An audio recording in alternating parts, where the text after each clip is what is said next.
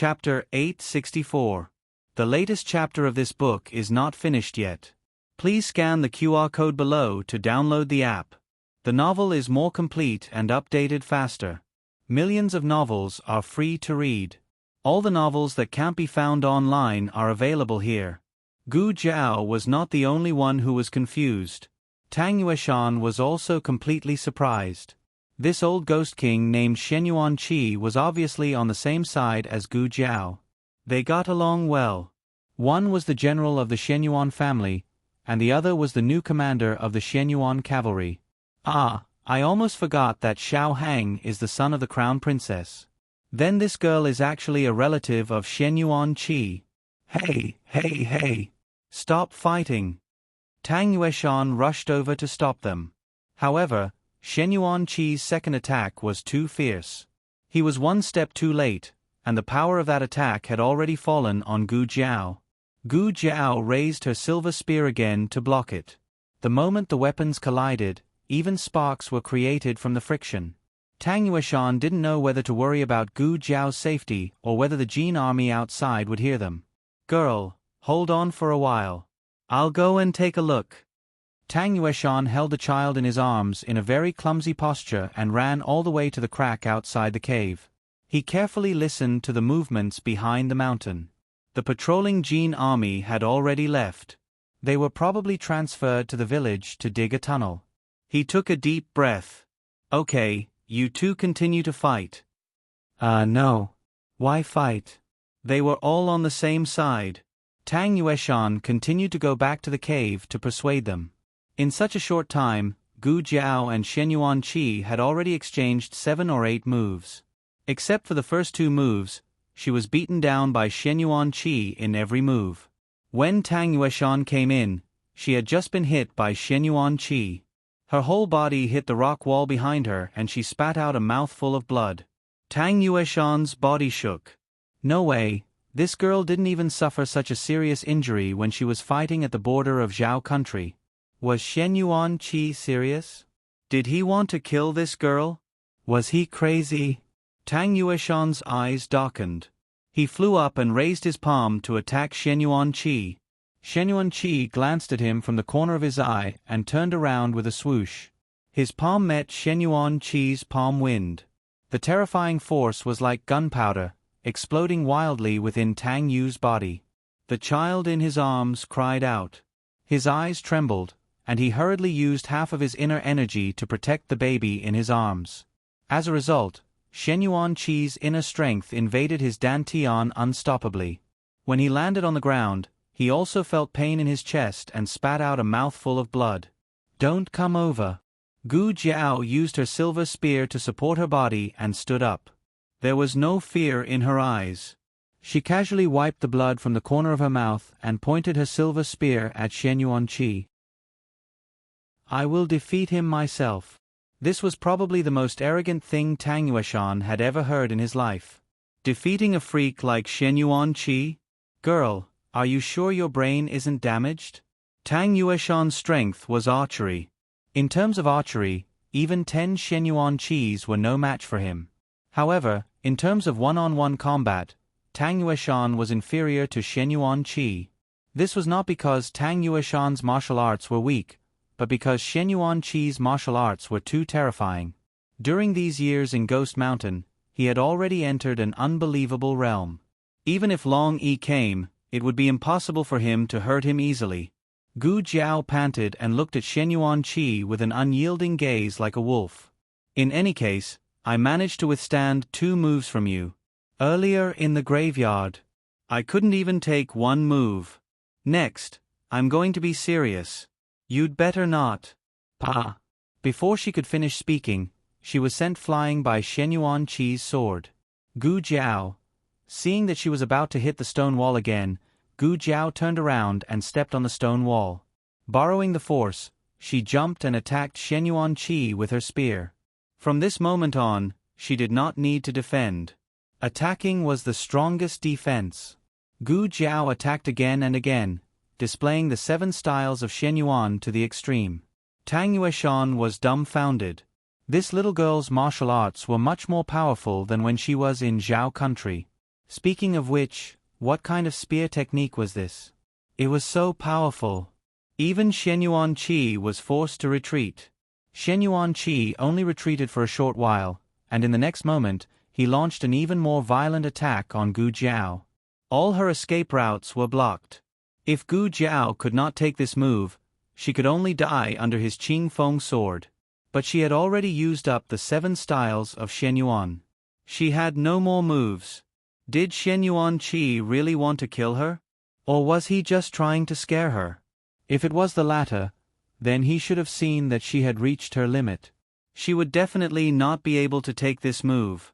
Shen Yuan-Chi did not have the slightest intention to stop. His sword was like a rainbow, and he suddenly slashed towards Gu Jiao's head. Gu Jiao smelled the scent of death. She could already see her blood splattering 3 feet away, and her head flying out and rolling on the ground. Gu Jiao, when you come back, let's get married. Jiao, are you going to war again? But war is very tiring. I don't want Jiao to be so tiring. You can only eat 3 pills a day. You can't eat more. When you finish eating all of them, I will be back. She wanted to go back. She could not die here. A cold glint appeared in Gu Jiao's eyes. Heat waves rolled across her chest, and her mind exploded. It was as if it was driven by instinct, or as if she had practiced it countless times. She suddenly held the silver spear in her hand and spun it above her head. Then, she slashed down at Shen Yuan-Chi's long sword with a force that could split mountains and seas. Tang Yueshan's breathing stopped. With a crisp sound, the weapons collided, and sparks flew everywhere. Gu Jiao's spear slashed across Shen Yuan-Chi's Qing Feng sword. She stepped on the stone wall behind her, flipped in the air, and went straight for Shen Yuan-Chi's glabella. Her speed suddenly became unbelievably fast. Even Tang Yueshan could only catch a glimpse of her afterimage. Clang! Shen Yuan-Chi blocked a spear and grabbed her neck with his bare hands. You lost. Gu Jiao said. No. Shen Yuan-Chi frowned and looked down. He saw that Gu Jiao's other hand was holding a dagger, and it was pressed against his dantian. Shen Yuan-Chi's murderous aura faded, and he said calmly, It's already good that you can reach this step. Gu Jiao was exhausted. She used the silver spear to support her body. In fact, she still lost. Her dagger pierced his dantian, which would only cause him serious injuries. If he broke her neck, she would die on the spot. Tang Yueshan came back to his senses. He held the child and looked at Shen Yuan-Chi with an ugly expression. After all this time, you were just testing her martial arts? You were too cruel, weren't you? If she couldn't use the last 2 moves, she would have died under your blade. Shen Yuan-Chi didn't say anything. He just turned around and walked into the depths of the cave. All the mechanisms in the passage have been activated. We can go now. The Black Wind King came over and rubbed his head against Gu Jiao to comfort her. Gu Jiao took a deep breath. She looked at Shen Yuan-Chi's back without looking back. An indescribable sense of strangeness surged in her heart. Shen Yuan-Chi didn't hold back at all just now. It was as if he was sure that she could use the last 2 moves. However, the Shen Yuan family's spear technique only had 7 moves. The last 2 moves were forced out by her in a hurry. Was this guy trying to stimulate my potential? Other than that, I can't think of any other possibility. After Gu Jiao recovered a little bit of strength, she turned around to pick up the things that had fallen on the ground during the fight. Why is it missing? She looked around. What's missing? Tang Yueshan asked. A small booklet, Gu Jiao said. It was the information that she had memorized from Gong Sun Yu's study.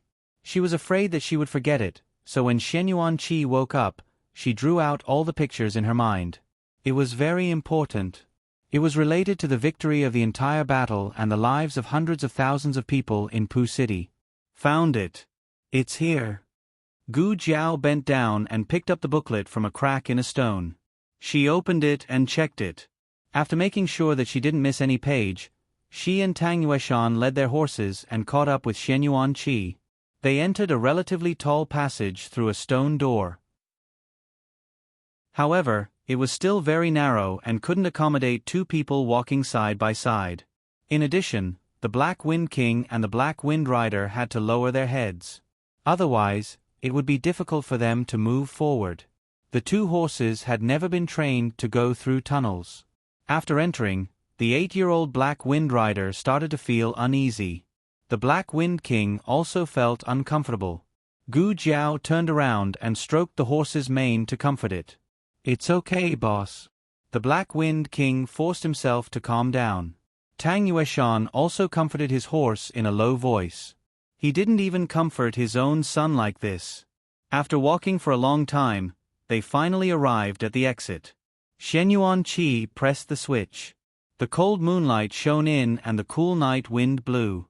Everyone breathed in the fresh air that they hadn't had in a long time. There was a vent in the tunnel that was connected to the ground. It was covered by bushes and thorns. However, the ventilation was poor. They were all sweating. The 3 people and 2 horses came out of the tunnel. This was an abandoned village. It was surrounded by mountains on 3 sides. The official road was in the north. They came out of a cowshed less than 100 meters away from the official road. Then goodbye.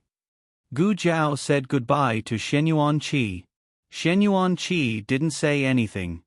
He came to the Black Wind King's side, stepped on it with 1 foot, and sat on it. Gu Jiao blinked. Shen Yuanqi reached out to Gu Jiao expressionlessly. Gu Jiao was stunned. She stretched out her little paw arrogantly. "Didn't you say that you don't want to go with us? Why? Aren't you going to stay in Ghost Mountain?" "I changed my mind," Shen Yuanqi said lightly. He pulled Gu Jiao onto the horse. Gu Jiao sat behind him. It was quite sudden. Digression. Black Wind King. "Master, you should lose weight." Shen Yuanqi. "I want to eat horse meat tonight." Black Wind King. "I made a mistake. Again." Little Zhang Jiao. "You should lose weight." Jiao Jiao. "Oh, the latest chapter of this book is not finished yet. For more exciting content, please scan the QR code below to download the app. Novels are updated faster. Millions of novels are free to read. All the novels that can't be found online are here. https://www.zhbqg.com/89642-826/105494377. HTML Genius memorized the website address in 1 second. www.zhbqg.com Biku Pavilion Mobile Reading Website. zhbqg.com. Chapter 865. The latest chapter of this book is not finished yet. For more exciting content, please scan the QR code below to download the app. Novels are updated faster. Millions of novels are free to read. There are all kinds of novels that can't be found online. Gu Jiao and Shen Yuanqi were riding on the same horse, so it was inconvenient for her to hold the child. She was afraid that the child would be squashed into a meat patty if she suddenly braked. "Old Tang, here you go." Gu Jiao handed the child to Tang Yueshan. Tang Yueshan stretched out his arms, wishing he could take the child as far away as possible. "Can I refuse?" Gu Jiao raised her chin and said proudly, "No." Tang Yueshan looked at Shen Yuanqi, who was like a ghost king guarding the mountain, and held the child in his arms. "It's okay, I'm going to have a godson soon. Although my godson doesn't practice martial arts, he's smart. After I save him, I'll let him deal with you big and small devils." Tang Yueshan was full of confidence, feeling that life was wonderful. They thought of 2 plans to get out of the city. One was to disguise themselves as merchants or commoners, but this plan was abandoned when they arrived in the city. The reason was that the city was under martial law. The number of patrolling Jin soldiers had doubled, and they could see the Jin soldiers on every street. Gu Jiao thought, did the news of Ghost Mountain spread to the Castellan mansion? They thought we escaped from Ghost Mountain, so they suddenly increased the security in order to prevent us from leaving the city? In any case, If the situation was so tense, it was basically impossible to get out of the city gate. Then they could only implement the second plan. You guys, wait here, Shen Yuanqi said. Gu Jiao and Tang Yueshan nodded. Shen Yuanqi jumped and disappeared into the night. About an hour later, he came back with a big bag, which contained 3 sets of warm Jin soldiers' armor, as well as their talismans and identity iron plates. I don't know the Jin language. What's the name written on it? Gu Jiao muttered. Don't look at me, I don't know it either, Tang Yueshan said. Gu Jiao sat on the horse and tilted her head to look at Shen Yuanqi. Her eyes seemed to be saying, "You should know it, right? The knowledgeable and talented second Lord of Shadows?" Shen Yuanqi took the iron plate and let go of it exaggeratedly, letting the iron plate fall into the ground. It's gone. Gu Jiao was speechless. You really don't know? Well. This kind of iron plate was usually used to identify corpses after death in battle. Normally, it wasn't checked, so it didn't matter if it was dropped. In addition, Shen Yuanqi had gotten a small basket from somewhere, and it just so happened to fit the baby inside. However, it was clear that the small basket was not enough. The cries of the newborn came as they wished. Gu Jiao had just put the child into the basket cushioned with cotton wool when the child began to cry. This shout caused the 3 of them to tremble. It was so loud that the top of her head was about to be overturned by the child's cries. Tang Yueshan's face paled. Don't cry, little ancestor. In a while, you'll make Jin Jun come crying. Wah wah, wah wah, wah wah. He clenched his little fists and cried loudly. Benefactor. Suddenly, a woman holding a lantern appeared at the entrance of the alley. She walked towards Tang Yueshan with small steps. It's really you. Tang Yueshan was dumbfounded. Gu Jiao recognized her. She was one of the people who were bullied by Jin Jun in the alley yesterday. Gu Jiao didn't show up at that time, so she only knew Tang Yueshan. Benefactor, you saved our young lady. Have you forgotten? She said, looking at the baby in Tang Yueshan's arms, and asked, Is he just born? Gu Jiao said, His father was killed by Jin Jun. His mother is hiding from Jin Jun's pursuit. We want to take him away. Let me do it. The woman handed the lantern to Tang Yueshan and reached out to take the child from Gu Jiao. He must be hungry. My little miss was just born not long ago. We have a wet nurse at home. I'll carry him to feed him. Gu Jiao said, Thank you. The woman hurriedly said, If you don't mind, please come with me. They followed her into the house. This was a wealthy family. It was a pity that all the men in the family had been taken away. Only the women and a few maids and servants lived in fear and trepidation. The woman took the baby to the upper room. The baby stopped crying in a moment. It seemed that he was drinking milk. About half a quarter of an hour later, the woman came out of the upper room. She came to the parlor and bowed to Gu Jiao and the other 2. Then she said to Tang Yueshan, My lady is still in confinement. It is inconvenient for her to come out and thank you for saving her life. But my lady said that if you don't mind, you can leave the baby here first. When you are done with your work, you can come to pick him up. The woman was not stupid. Her lady was not stupid either. They were wearing the armor of Jin Jun. It was obvious that they were going to cause trouble. Gu Jiao asked, Will it bring you danger? The woman said pleasantly, No, the wet nurse's children are also in the house.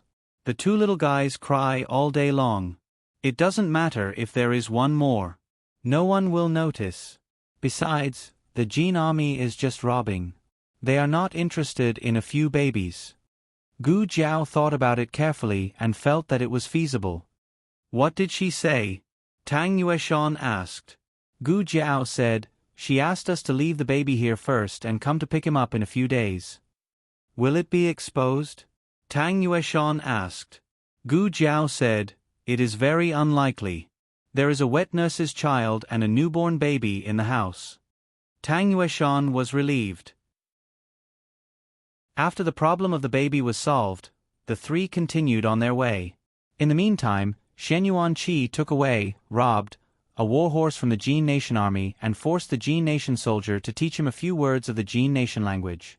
Then he killed the soldier and took Gu Jiao and Tang Yueshan to the city gate. He put down the mask of his helmet and showed his token. His aura was fully released. The guards trembled in fear and hurriedly saluted, "General Liu." Gu Jiao was speechless. "You actually made yourself a general." "It is not dawn yet. Is General Liu going out of the city?" the guard asked. Shen Yuanqi put on airs and glanced at Gu Jiao ostentatiously. Gu Jiao said in the Jin language that she had just learned, "General's secret order. Open the city gate." "Yes, yes." Getting out of the city was smoother than expected. Gu Jiao wondered what kind of powerful person he had robbed. Could it be that he had robbed the city lord's mansion? No. After Gu Jiao expressed her doubts, Shen Yuanqi denied it seriously. He had left the city lord's mansion. He had robbed them at the gate. It was dawn soon after they left the city. They didn't dare to delay for even a moment. So, they rushed in the direction of Chuyang City. The Black Wind King was an excellent lead horse. Under its leadership, the Black Wind Cavalry and the Jin Army horses ran at the maximum speed. Gu Jiao pulled the reins tightly. "Boss, we have to get to Chuyang City before dark." The Black Wind King faced the strong west wind and galloped on the official road. They took the shortcut that they came from. After getting off the official road, they entered the shady forest. They bypassed the winding paths and steep mountain streams and went all the way to the east gate of Chuyang City. The last time they rushed like this was during the last round of the selection of the Black Wind Cavalry's commander. The distance from Puching to Chuyang City was less than 300 miles, but the road was not easy to travel. When they came out of another forest, the 3 horses were all injured. The Black Wind King did not dare to stop. Shen Yuanqi chased after it and looked at it from afar. He did not expect little Ayu to be like this. Little Ayu almost died when it was just born. He once thought that it would not grow up. However, not only did it grow up, but it also became the new Black Wind King who defeated the male horse. It was the most powerful Black Wind King. It was even more powerful than his big brother's Black Wind King. It had only participated in its first battle at the age of 16, and it was likely to be the last battle of its career. After this battle, it should be retired. Due to the high training intensity of the Black Wind Cavalry, its lifespan was shorter than that of ordinary war horses. In order to ensure the maximum combat power, there were no war horses older than 12 years old in the Black Wind Cavalry. Normally, they would stop serving at 13 years old. However, it was almost 17 years old and was still serving. Shen Yuanqi looked at it and also looked at the valiant little figure on its back. They were the most suitable companions in the world. The sun gradually set in the west. The Black Wind King took the lead. The 2 war horses followed from afar. The distance between them was getting bigger and bigger. When Gu Jiao turned around, she could not see them anymore. "It's okay, Chuyang City is just in front. It's the same if I send the message first. Boss. After we finish this official road, we'll see the city tower." As soon as she finished speaking, the Black Wind King suddenly slowed down. Gu Jiao frowned and pulled the reins to stop. The sound of hurried horse hooves came from the official road, and the sand on the ground shook. This sound of horse hooves. Could it be that a cavalry is coming? As they got closer and closer, Gu Jiao saw the flags they were raising high. It was the Jin army. They had avoided the Jin army in Puching, but they encountered another Jin army here. What was going on? Gu Jiao first ruled out the possibility that the Jin army from Puching overtook them on the main road and then turned around. The main road was much farther than the small road, and their horses could not outrun the Black Wind King. The Jin army seemed to be coming from the direction of the new city. The new city was the territory of the Nangong family. The Jin army had hidden in the new city a long time ago. Now that the imperial court's 120,000-strong army was coming to take back the new city, they did not have enough soldiers to defend it, so they abandoned the city and fled. They were going to the main camp in Puching, so they met Gu Jiao who came from Puching. Enemies are bound to meet on a narrow road. Gu Jiao looked at the Jin army and roughly estimated that there were at least 10,000 soldiers. Their movements were so big and they were so close to Cuyong City, but they were not stopped by Cuyong City's soldiers. There was only one possibility. Cuyong City's soldiers had split into two, and almost all of them were mobilized. The only ones left in the city were the Black Wind cavalry who could not fight, and a portion of the garrison that was just enough to defend the city. This arrangement was correct. They could obtain the greatest victory with the least casualties and leave enough soldiers to deal with the 200,000-strong Jin army in Pucheng. No one expected Gu Jiao to encounter the Jin army. After all, if not for the urgent situation at Ghost Mountain, Gu Jiao would not have chosen to travel in the day. Gu Jiao did not have time to hide because the Jin army had already discovered her. "Who's there?" A Jin cavalry shouted. Digression. It's almost the end of the month. Little cutie who has monthly votes, please vote. The latest chapter of this book is not finished yet. For more exciting content, please scan the QR code below to download the app. Novels are updated even faster. Millions of novels are free to read. Novels with content that cannot be found on the internet are all available here. https://www.zhbqg.com/89642_8964286/10549263. HTML Genius memorized this website's address. www.zhbqg.com Biku Gu mobile reading website. zhbqg.com. Chapter 866. Please scan the QR code below to download the app for more exciting content. Novels are updated faster. Millions of novels are free to read. Novels with content that can't be found on the internet can be found here. Gu Jiao was wearing the Jin army armor, so the other party should just be asking a normal question. Gu Jiao gently patted the back of the Black Wind King's horse. The Black Wind King retracted his king's chi and lowered his head, looking very tired. In terms of acting skills, no one could be more eye-catching than Gu Jiao. Except Shenyuan Qi. The cavalryman sped up and ran towards Gu Jiao. He stopped about 6 feet away from Gu Jiao. He looked at Gu Jiao from head to toe and asked, "Which battalion are you from? Who's your subordinate?" Coincidentally, there were a few sentences in the Jin language that she had just learned. Gu Jiao answered his second question without changing her expression. "I'm under General Liu." She didn't know which battalion she was from, but she was afraid that he would mention which General Liu. The cavalryman looked at Gu Jiao suspiciously. "Are you under General Liu Wei's command? I've never seen you before." Gu Jiao said, "I was just transferred from General Min Hongyi's army. General Min was killed." The key was the last sentence. As expected, the cavalryman's expression changed immediately after hearing the news. "What? General Min was killed?"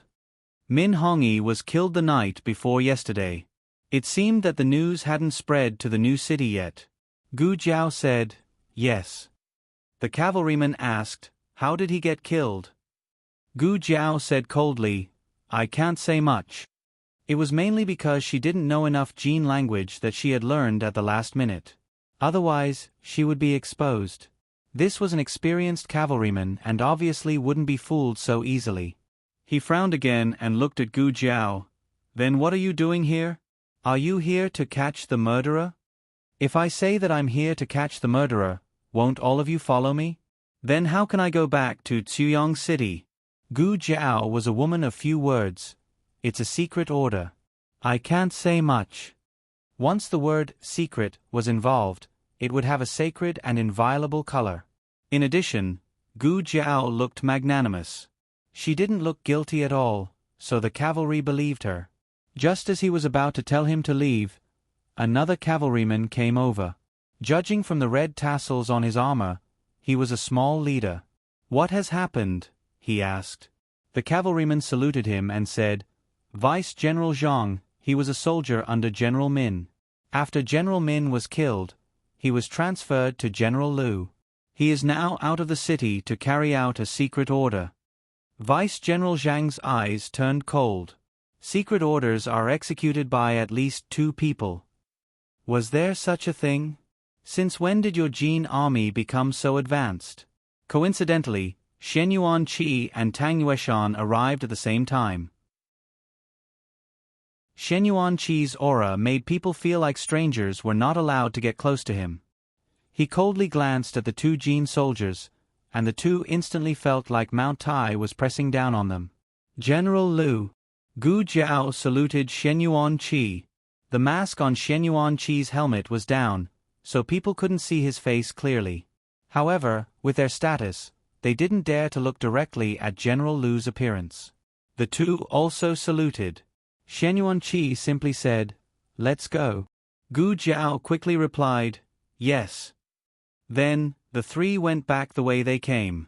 The 2 cavalrymen were confused, but they didn't dare to make them stay. The 2 rode their horses back to meet up with the rest of the army. They also reported the situation to General D, who was leading the army this time. General D noticed 2 important points. Min Hongyi was in trouble, and his subordinates were taken away by General Liu Wei. "That's impossible," General D said. The 2 were stunned. General D frowned and said, "Liu Wei is in the scout camp. He is in charge of collecting intelligence. He is General Gongsuan's spy. Why would he want Min Hongyi's men?" Min Hongyi's soldiers were used for war. They weren't professional scouts. Liu Wei had no use for them. Most importantly, why would Liu Wei come to Ziyang City in person? Was he carrying out some secret order? He came here, but he turned around and left after encountering his cavalrymen. He felt that something was wrong. "Are you sure that person is General Liu Wei?" General D asked. "Well..." The 2 exchanged a look. Vice-General Zhang thought carefully and said, "He was wearing a helmet and had his mask down. We didn't see his face clearly, but his figure did seem to be bigger than General Liu Wei." Subordinates didn't dare to question their superiors. However, General D and General Liu Wei were of the same rank. He was the one who questioned General Zhang, so Vice-General Zhang dared to say something strange. General D said, "Something is wrong. Zhang Ren, you lead the cavalrymen and chase after him." "Yes." Vice-General Zhang immediately led 500 cavalrymen to lead the way and outflanked them from the main road and the small roads. When they heard the sound of horse hooves behind them, the 3 of them knew that their identities had been exposed. Unfortunately, there was no forest on this road that they could hide in. There was only a sparse little village. Gu Jiao held the reins tightly and said, "We can't go to the village." The Jin army was not easy to deal with. They would do anything. Tang Yueshan said, "We can't keep going forward. If we keep going, we will go back to Pucheng. We will be attacked from the front and back. We will be finished." Gu Jiao also understood this. The current situation was too unfavorable for the 3 of them. There were nearly 1,000 lives waiting for reinforcements in the tunnel. Every second they were delayed, they would be in more danger. It wasn't easy for them to get here. Would they be forced back by the 10,000 Jin soldiers? Gu Jiao held the reins tightly and said, "We can't go forward." They couldn't go any further. Their horses had been through a long journey for a whole day. They were already exhausted. It was only a matter of time before the cavalrymen of the Jin army caught up. The 3 of them stopped their horses. The sound of galloping horse hooves came from the front and the side. The Jin army had split into 2 and blocked their escape route. They only had one choice left: break out of the encirclement. The situation on the battlefield was ever-changing. Any perfect plan would encounter unexpected situations. This was exactly the case. The Imperial Army was out in full force. There were no extra soldiers in the city. They could only rely on themselves. But could the 3 of them really kill their way out of 10,000 soldiers? Tang Yueshan joined the army at the age of 12. He had fought countless battles in his life, but he had never fought such a difficult battle. It was not 2,000 against 20,000, but 3 against 10,000. Gu Jiao held the red tasseled spear and said, "We don't have to kill them. We just need to rush out. As long as we enter the city, they can't do anything to us." Although that was the case, it would definitely be a fierce battle. The sound of horse hooves was approaching. The murderous aura was endless. The sun was hidden in the clouds, and only the gray sky could be seen. Shen Yuanqi looked at the incoming cavalrymen of the Jin state and the black mass of infantrymen behind them. He urged his horse to take a few steps forward and stood in front of Gu Jiao. Gu Jiao was used to rushing at the front.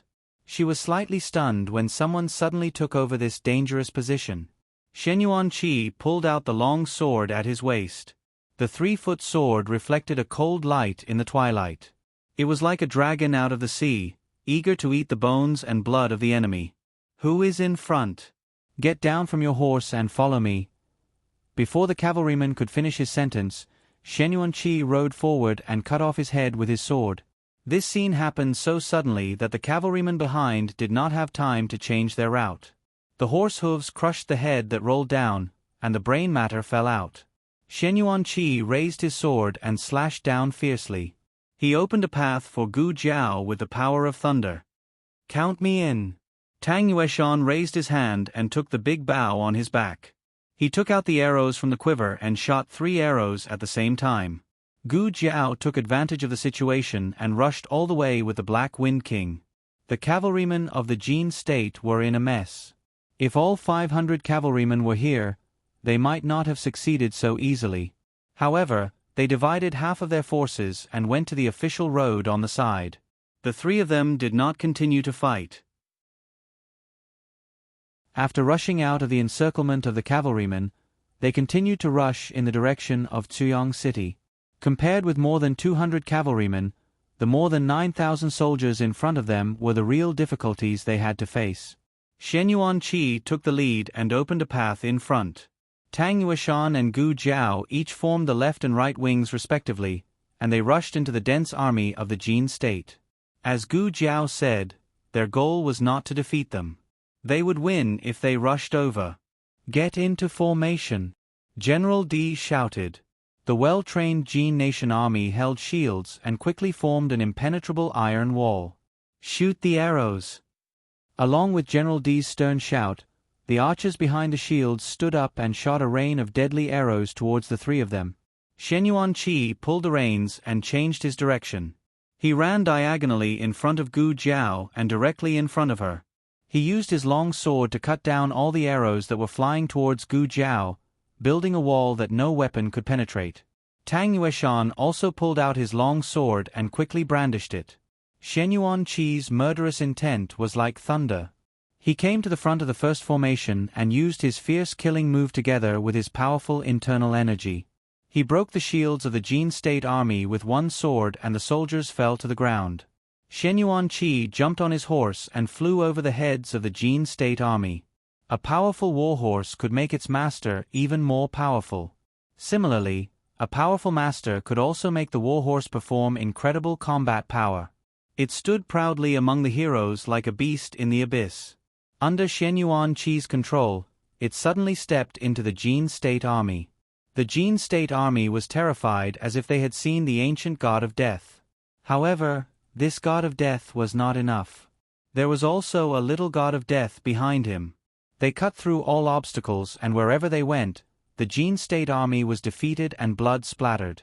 Tang Yueshan also killed to his heart's content. "Awesome! Ha ha ha ha! Come and kill me! Come on! Come on!" He shouted to attract more soldiers to attack him so that Gu Jiao and Shen Yuanqi could be relieved.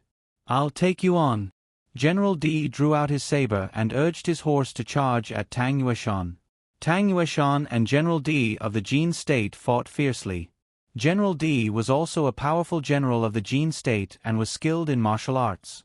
Tang Yueshan looked down on him at first, but after a few moves, he realized that General Di was a tough opponent. Tang Yueshan was forced to take him seriously. On the other side, Shen Yuanqi and Gu Jiao were also surrounded by the Jin state army. They learned from their previous failure and gave up the defensive formation to attack. The situation suddenly became more serious. Everyone was losing their strength. The difference was that the Jin State Army always had a constant supply of fresh blood, while Gu Jiao and Shen Yuanqi were losing less strength. Gu Jiao was in a killing frenzy. Soon, they were about to rush out. F***CKU. Tang Yueshan was almost stabbed in the back. He thrust his sword backward and pierced General D's abdomen. He leaned back on the horse, curled his stomach and raised his legs.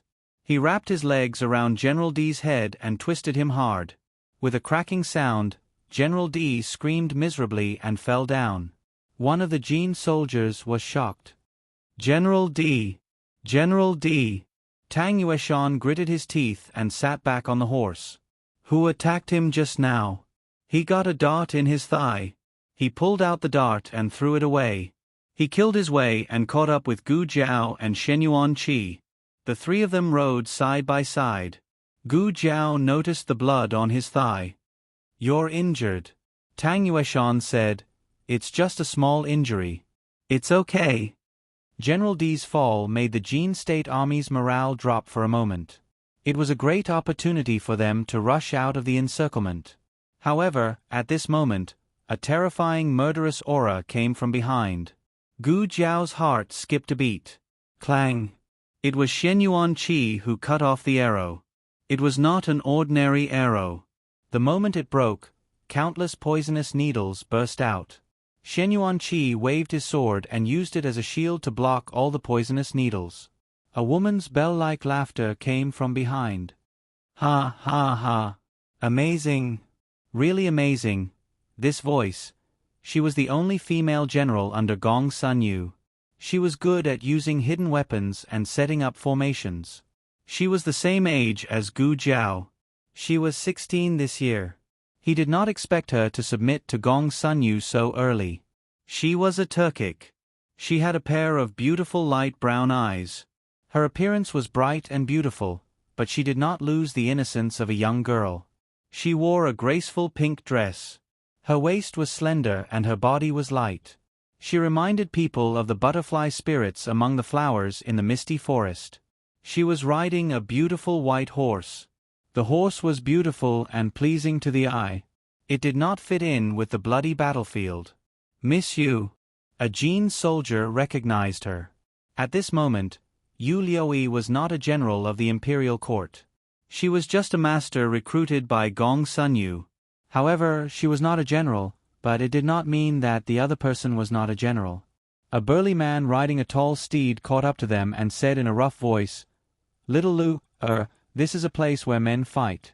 It's better for you to move aside so that you don't get hurt. If the Lord blames me, I won't be able to bear it. Yu Liuyi said carelessly, Oh, the Lord blames you, not me. I don't care. A Jin soldier said excitedly, General Zhu. General Zhu is here. That was right. This person was none other than another fierce general under Gong Sun Yu, Zhu Zhongquang, known as the Iron Palm. His position in the army was much higher than General D's. His arrival undoubtedly boosted the morale of the Jin soldiers. Yu Liuyi looked at one of the three with a smile and said, That fatty? Yes. It's you. You were hit by my poisonous dart. Without the antidote, you will die in less than an hour. Tang Yueshan was furious. F***CKU fatty. He was Zhuang. He was as strong as a yak.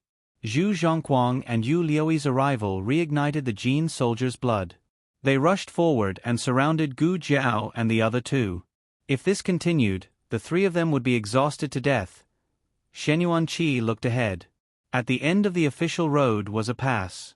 After passing through the pass, they could see the tower of Ziyang City. Don't fight. Run at full speed, he said. Yes. Gu Jiao nodded. Boss.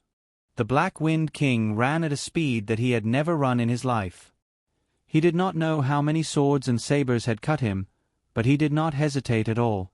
He rushed all the way to the pass with Gu Jiao. Zhu Zhongquang led the soldiers to chase after them, and Yu Liuyi assisted with hidden weapons.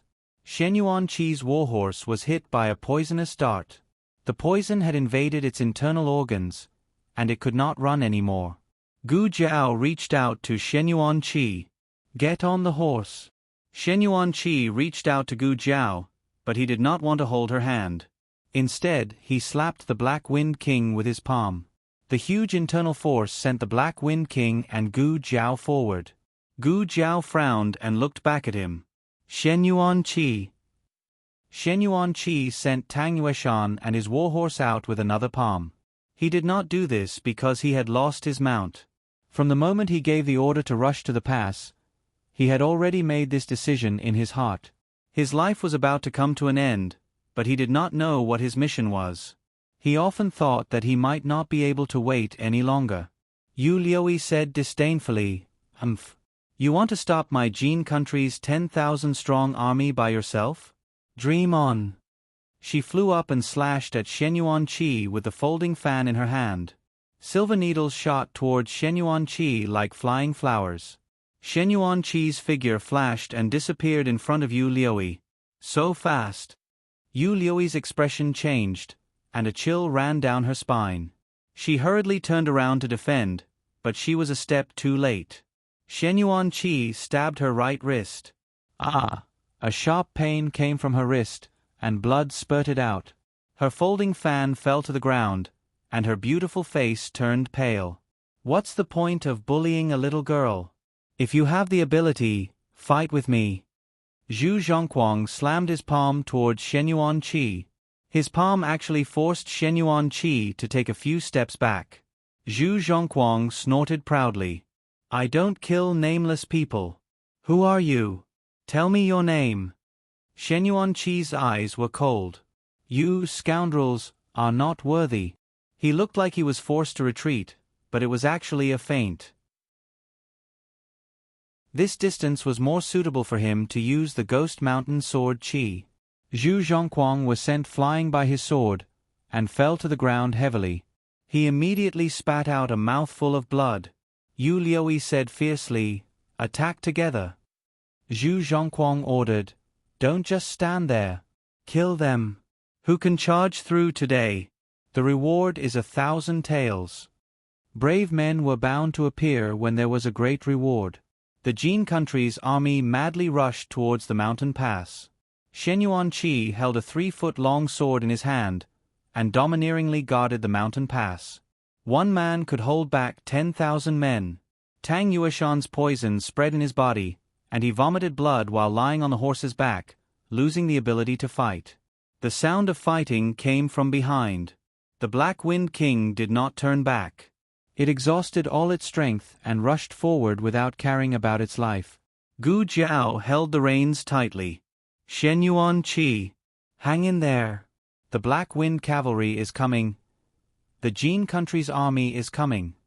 On the observation tower, a guard noticed the figure rushing towards the city gate. "Wait. It doesn't seem like it. Open the gate." Gu Jiao shouted. The one guarding the east gate today was General Ji. He recognized Gu Jiao's voice. "Commander Shao. Commander Shao is back. Open the gate." "Black Wind Cavalry." Gu Jiao shouted again. "What's wrong? Why did they suddenly call for the Black Wind Cavalry? Could it be General Ji? Look." A guard pointed at the mountain pass in the distance. The mountain pass was not directly facing the tower, and it had to be turned right. The mountain blocked most of the Jin country's army, and it also blocked Shen Yuanqi's figure. However, the Jin country's army behind the mountain was decreasing. They rushed into the mountain pass, but none of them came out. It was as if they were all swallowed by the mountain pass. General Ji said, "Inform the Black Wind Cavalry to fight." The guard said awkwardly, "Only the reserve camp can fight." General Ji said, "Go to the reserve camp not because they are weak, but because there are some things that must be done. Don't underestimate any soldier." "Yes." 200 meters. 150 meters. 100 meters. I am about to enter the city. The capstan on the city gate tower turned with a rumbling sound. The 2 gates in the city gate hole were pulled open one by one, and the last city gate rose up slowly. Bang! Tang Yueshan's Black Wind Cavalry fell. A man and a horse fell heavily to the ground. Gu Jiao gritted her teeth and did not stop at all. She quickly ran towards the city gate. Shen Yuanqi, hang in there. You have to hang in there. Shen Yuanqi was covered in blood as he stood in the middle of the mountain pass. His Qingfeng sword was dripping with blood. His stamina and life were also rapidly depleting. Yu Liuyi said, "Their city gate is open. There are less than 10,000 soldiers in Xuyang City that can fight. Why don't we take the chance to kill our way in?" Zhu Zhongguang held his chest and said, "But this guy is not dead yet." Yu Liuyi wiped the blood from the corner of her mouth and looked at Shen Yuanqi, whose arm was cut by a Jin country soldier. She said, "I think he is almost out of stamina. When we enter the city, we will first kill that kid, and then kill their city guard. This is a good opportunity to take down Xuyang City. The heavens are on our side." Zhu Zhongguang also felt that this idea was feasible. He attacked Shen Yuanqi again, but he never expected that Shen Yuanqi could still send him flying with one strike after being exhausted like this. He gritted his teeth and said, "Damn it." Yu Liuyi panted and said, "I calculated that we must kill him within 10 moves, or we won't be able to make it in time." Zhu Zhongguang said with lingering fear, "But with our strength, not to mention 10 moves, we can't do anything to him in 20 moves." Yu Liuyi was so angry that she vomited blood. What a monster! It was no wonder that Yu Liuyi said that. That guy was not afraid of death or pain. He was like a living dead that crawled out from the ground. He could not be beaten down or killed. Yu Liuyi clenched her fists and coldly glanced at Zhu Zhongguang, who was about to retreat. She snorted and said, "If you want to hide, then hide." "I won't hide. Today, only one of us can live." After saying that, she pulled out the soft sword at her waist and used her qinggong to stab at Shen Yuanqi. Her soft sword entangled with Shen Yuanqi's qingfeng sword. She curled her lips and a poisonous needle flew out from between her fingers, stabbing straight at Shen Yuanqi's vital point.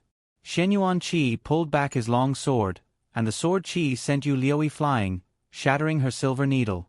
Yu Liuyi crashed into the stone wall behind her and was bounced back by the huge force. She fell beside Shen Yuanqi's feet in a sorry state. Shen Yuanqi's sword stabbed towards Yu Liuyi's forehead. Ah! Yu Liuyi was so scared that she closed her eyes and turned her face away. She heard the sound of a sharp blade entering her body, but the pain that she imagined did not come. A drop of hot blood dripped onto her face. She opened her eyes and saw that Shen Yuanqi's long sword had stopped in front of her forehead. It was only half an inch away from stabbing her.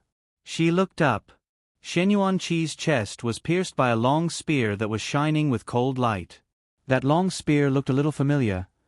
She turned around and saw a man in a white brocade robe riding a majestic dark brown warhorse under the drooping curtain of the night.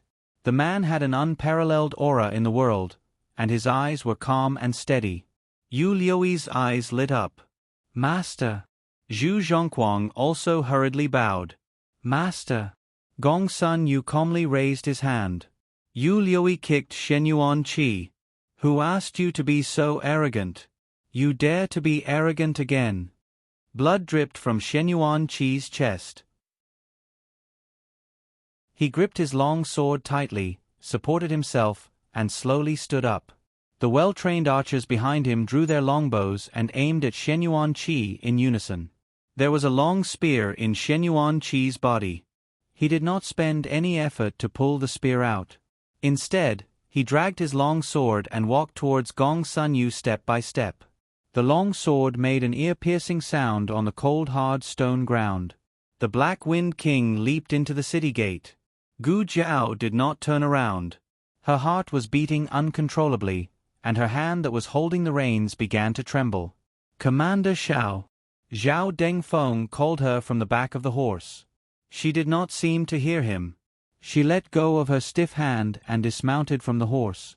She calmly walked up the city gate tower. Only one Renchong noticed that her entire body was trembling slightly.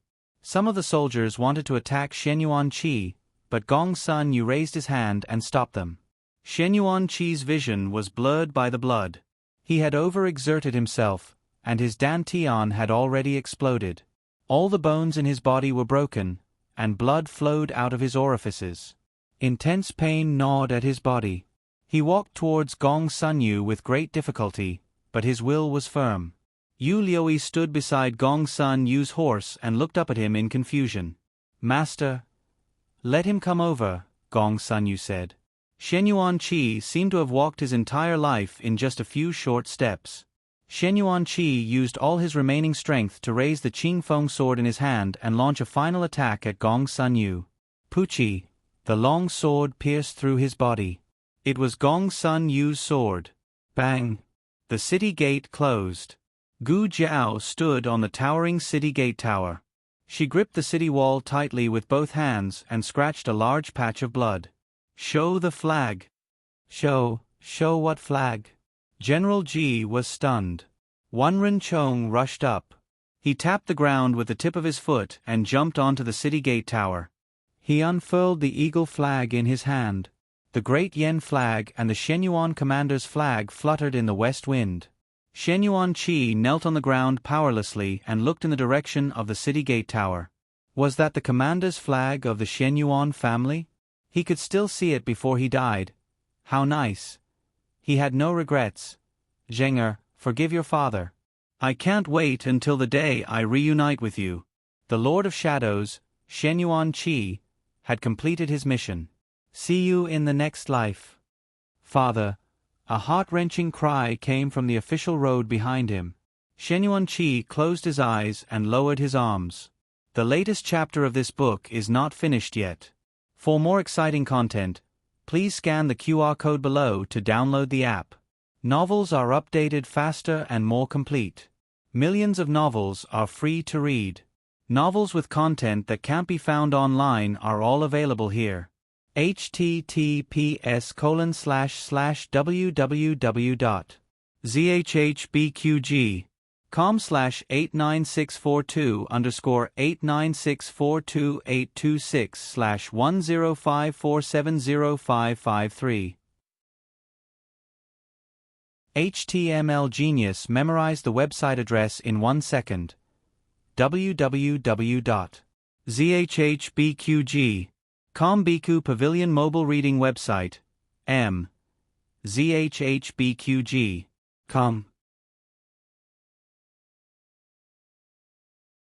Chapter 867. The latest chapter of this book is not finished yet. For more exciting content, please scan the QR code below to download the app. Novels are updated at a faster rate. Millions of novels are free to read. Novels with content that can't be found online are available here. He's dead. Yu Liuyi looked at the lifeless Shen Yuanqi and pulled out her sword. She snorted, "He hurt me. I'm going to cut off his hand." "Liuyi," Gong Sun Yu calmly called out to her. Yu Liuyi's dagger-wielding hand paused in mid-air. "What's wrong, my lord?"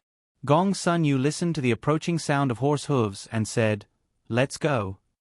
Yu Liuyi looked at the man galloping towards them from the end of the road. Behind him was a large army. She frowned unwillingly and put away her dagger. "This guy got lucky." She quickly mounted her horse. "Gong Sun, you didn't bring a large number of troops, only 20 archers. They didn't have the advantage in numbers. However, this man looked very powerful. Killing him would undoubtedly be a heavy blow to the Yen kingdom." Yu Liuyi followed Gong Sun Yu. "My lord, who's that big guy?" Gong Sun Yu looked at the rolling dark clouds in the sky. "Yen kingdom's general. Shen Yuanqi." "Shen Yuanqi? Didn't the Shenyuan family all die?" Yu Liuyi muttered to herself. She looked up and saw that Gong Sun Yu and the 20 archers were already in front of her. She quickly whipped her horse and caught up. She said to Gong Sun Yu, "My lord, your horses are very powerful. I've never seen them before." Gong Sun Yu said calmly, "The Yen Kingdom's Han family sent the Black Valiant Cavalry." Yu Liuyi said mischievously, "Black Valiant Cavalry? The Shenyuan family has the Black Wind Cavalry. The Han family has the Black Valiant Cavalry. Interesting. My lord, I want one too." Gong Sun Yu said, "There are more in the city lord's residence." Go back and pick one. Yu Liui smiled brightly. Okay. The group of people left. The last ray of light dimmed. Dark clouds swallowed the entire night sky. Thunder rumbled in the sky. Suddenly, lightning flashed and thunder roared. The biting cold west wind instantly turned into a storm. The grass and trees of the pass swayed, as if tens of thousands of heroic souls at the border were sobbing silently. Yu Liui was drenched and snorted disdainfully. Today is not a good day to attack the city. We'll fight them another day. Gong-sun, you didn't say anything as he rode on his horse. His expression was cold and solemn, like a god from the 9 heavens. In the end, the last great general of the Shenyuan family had fallen in his hands. The legend of the Shenyuan family came to an end. Sooner or later, Great Yen would fall into Great Jin's hands. By the time Liao Chen's horse reached the mountain pass, Gong-sun, you had already left with the Jin army. He almost jumped off the horse and fell heavily into the mud that was soaked by the rain. Braving the cold rain, he rushed over on his knees and arrived in front of Shenyuan Qi. He looked at the man who was covered in blood and had his chest pierced by a spear. Tears immediately flowed out of his eyes. Why? The wound that he had taken 20 years to heal was once again cruelly torn open, and his heart felt as if it had been torn in half. He raised his hand and wanted to hug his father, but he was worried that he would hurt him. Such a serious injury. So painful. He knelt in front of his father, and his entire body was trembling uncontrollably. He suppressed the pain in his heart, and his tears fell onto the ground. Why can't I see you after so long? Why can't you wait for me? Why must you leave me behind every time? Open your eyes. Look at me. Look at Zheng. Zheng has grown up. Liao Chen knelt on the ground and cried bitterly. His fingers dug into the mud, and blood spread from his fingertips and flowed all over the ground. The heavy rain broke a big tree that had been cut by the sword energy at the mountain pass. Without the cover of the big tree, everyone on the city tower saw this scene. They had all thought that there was a small army at the mountain pass, and that was why they didn't let the Jin army charge over. Who knew? It was just one person. That person used his own flesh and blood to guard the mountain pass, and stopped the 9,000 soldiers of the Jin army. His body was full of arrows and knives, and there was even a spear that pierced through his chest. What kind of tenacious and unyielding willpower was this? What kind of willpower could make a person forget life and death, or even surpass life and death? Everyone had tears in their eyes. They didn't know who that person was, but they all felt the powerful willpower coming from him. That was the undying war spirit of the Great Yen. Yi Qing stood on the city tower, and stared at the father and son kneeling in the rain without even saying goodbye. His heart was filled with countless complex emotions. Master, your divination has come true. Everything is exactly the same as what you said. The soul of Shenyuan has fallen under Gong-sun Yu's sword. But Master, since you already know the result, why did you still send me to the border? So that I can witness this tragedy with my own eyes? With my ability, I can't change anything. I didn't even have time to take precautions. The soul of Shenyuan shouldn't have fallen. The state teacher's disappointed voice flashed through his mind. Yi Qing's eyes turned cold, as if he had made some kind of decision. He clenched his fists, flew up, and jumped down from the city tower. Master Yi. General Ji's expression changed. He reached out to grab him, but he was too late. He didn't even touch a corner of Yi Qing's clothes. The blue robe of the state teacher's palace fluttered in the wind and rain, like an ink-stained green lotus blooming. Yi Qing jumped down from the city tower. General Ji's face was solemn. Master Yi, what do you want to do? Yi Qing used Qing Gong to rush through the wind and rain. Master, since the soul of Shenyuan shouldn't have fallen, then please forgive me for making this decision without permission. I'm very sorry for going against your will.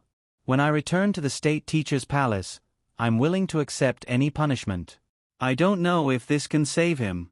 Maybe I can't save him, and I'll waste the most precious thing you gave me. But no matter what, I want to try my best. If I'm wrong, Please let me use the rest of my life to make up for today's mistake. Wan Renchong jumped down and came to Gu Jiao's side.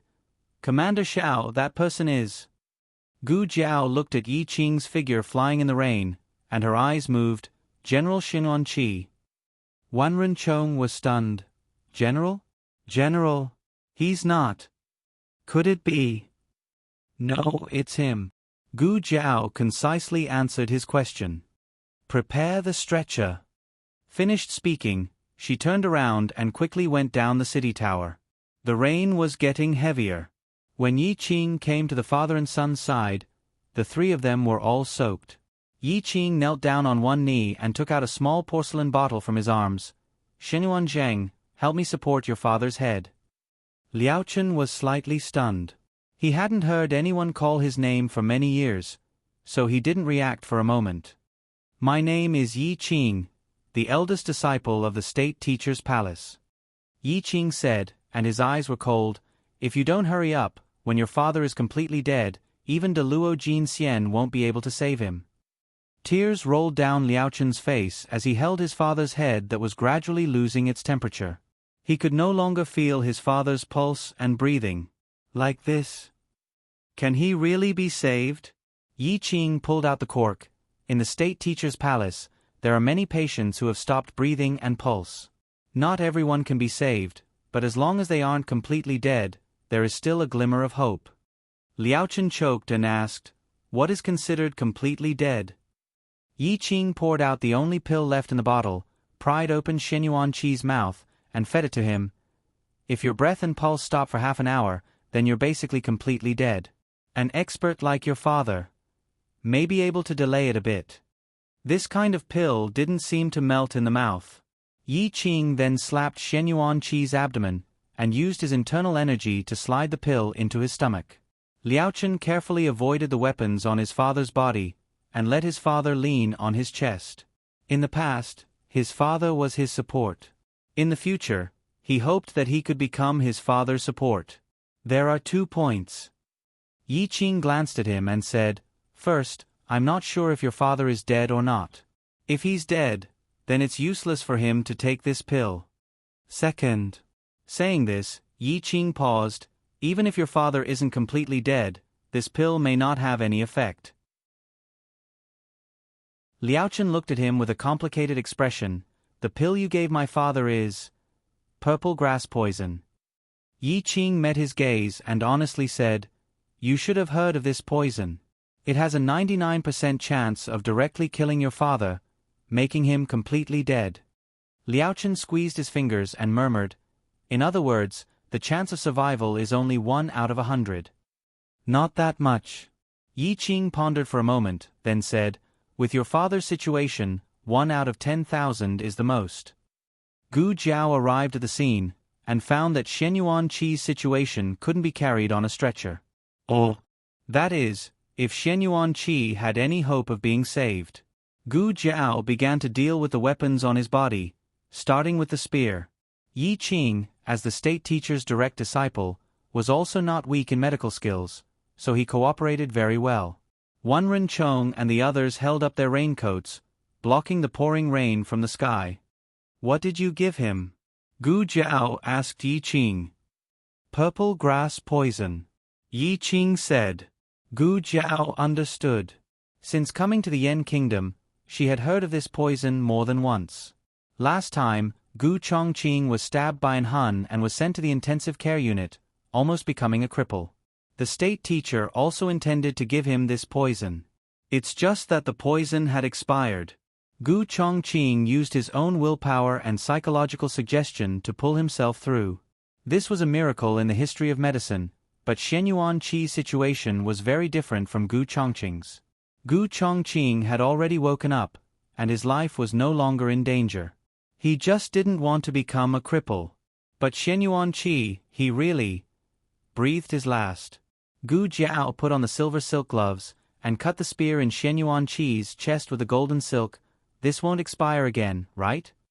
It won't. The state teacher had told him about last time before he left. He hurriedly explained, the medicine master gave Gu Chongqing was left many years ago. This medicine was found in the Han family's mansion a few days ago. Han family. Gu Jiao cut the spear in her back with the snow sky silk. Yi Qing said, "Yes, Master said that the Han family is likely to control a large purple grass garden. They have a lot of purple grass in their hands." The Han family's black valiant cavalry and 5th Master Han's black demon horse were all fed with purple grass poison. Black valiant cavalry. Gu Jiao frowned slightly when she heard the name, but this also explained why 5th Master Han's horse was so powerful. "Then didn't a lot of horses die?" she asked. Yi Qing nodded. "Animals are much more resistant to purple grass poison than humans, but there is still a 70% failure rate. A large number of young horses are poisoned to death, and only those who survive are qualified to become black valiant cavalry."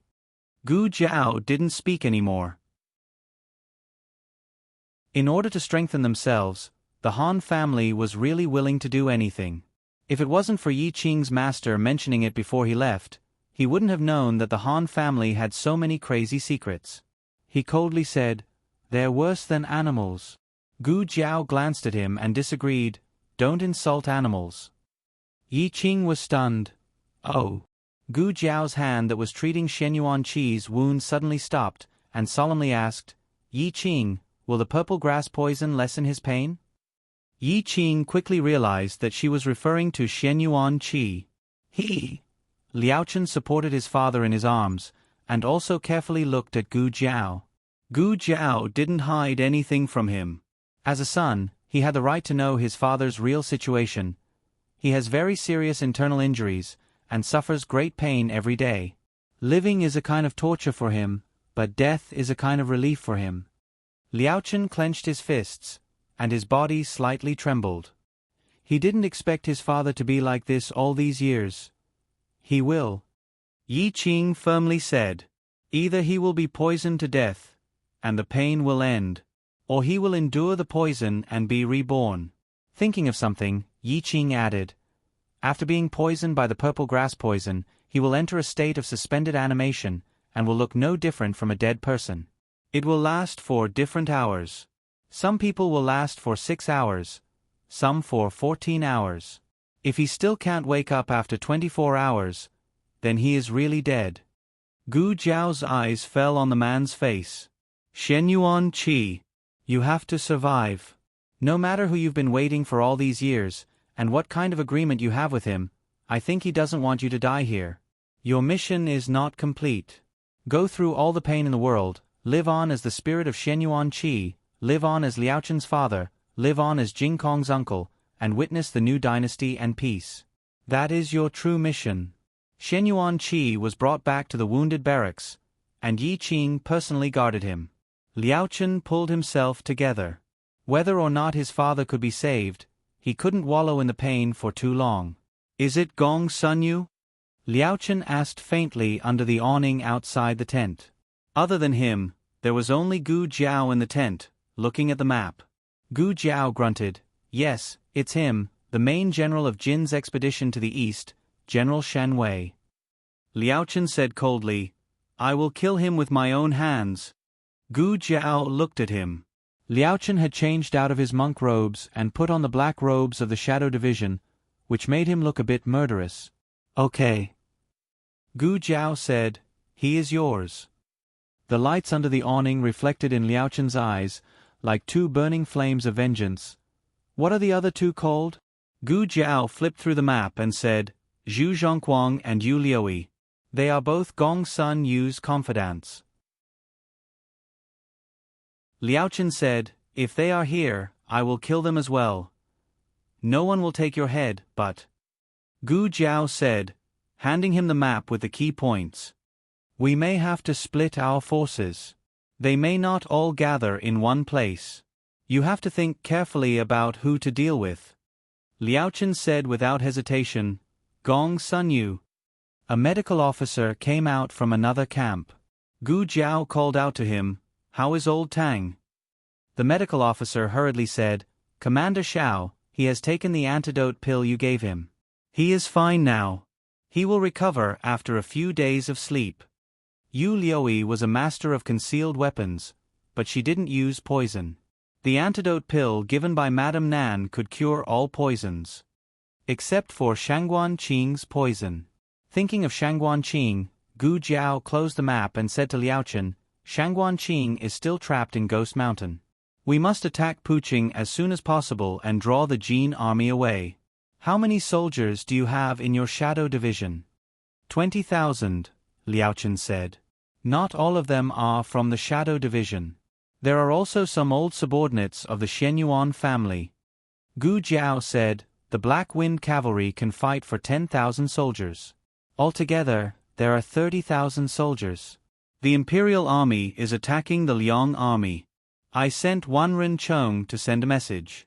I don't know how many soldiers they can send. The Imperial Army had 120,000 soldiers. 80,000 of them were soldiers, while the rest were supplies and logistics. The Jin Army claimed to have 200,000 soldiers. It was unknown whether that was true or how many soldiers they had. Gu Jiao called for Teacher Hu. How many of the translations have you done? Teacher Hu hurriedly said, half. I will go and urge them. Gu Jiao reminded him, remember, not a single word is wrong. Teacher Hu patted his chest. Yes, sir. Don't worry, I have found 4 true descendants of the Jin army. I have checked them carefully. There will be no mistakes. Gu Jiao said, that's good. I need accurate information about the Jin army. On the other side, Shangguan Yen was in charge of the rear. Marquis Xian Ping led his troops to kill the Jin army.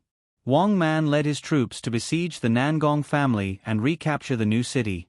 Marquis Xian Ping drove the Liang army out of the border. But that was not enough. He directly killed his way to the border of the Liang country and planted the flag of the Great Yen on the territory of the Liang country. In the rear tent, spies constantly sent in reports of victory from both sides. Shangguan Yen was very satisfied. At this rate, it will be over in 3 to 5 days. Outside the tent, a man's voice came, Your Highness, Wanren Chong of the Black Wind Battalion requests an audience. Shangguan Yen sternly said, Come in. Wanren Chong hurried into the tent, cupped his hands and bowed. He presented the letter in his hands. Huan took the letter and opened it and handed it to Shangguan Yen. After Shangguan Yen looked at it, she stood up with a swish sound. Her crown princess aura was fully released. Someone come. Go and inform General Shao and General Wang Man. They must end the battle tonight. Tomorrow we will set out to attack Pu City. Digression, when I said 2 chapters, it meant that the 2 chapters were combined into one. My daily update was at least 4,000 words or more, and it had nothing to do with the number of chapters. In addition, Himalayas released a multiplayer version of Yuxing. You can search for the host, run for Yuxing, and click on his homepage. On the right of the first row, there is Grand Concubine. The latest chapter of this book is not finished yet. For more exciting content, please scan the QR code below to download the app. Novels are updated faster. Millions of novels are free to read. Novels with connotations that you can't find on the internet are available here. https://www.zhbqg.com/8964289642826/1054502994. HTML Genius will remember this site's address.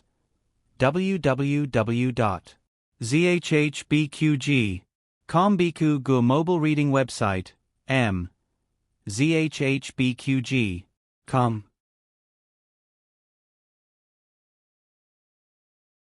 Chapter 868. The latest chapter of this book is not finished yet. For more exciting content, please scan the QR code below to download the app. Novels are updated faster. Millions of novels are free to read. Novels that can't be found online are all available here. Marquis Xian Ping was planning to order the soldiers to rest and continue the siege tomorrow morning, but he received an order from the rear. He frowned. Why are you in such a hurry to finish tonight?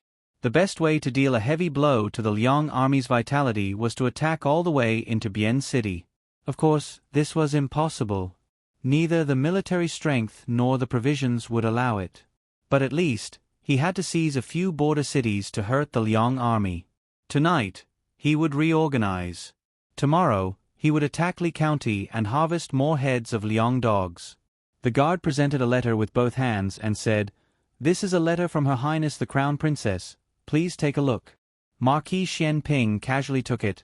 A message is a message. Why write a letter? There were no superfluous words in the letter, only 6 words. Qing was trapped in Pu City.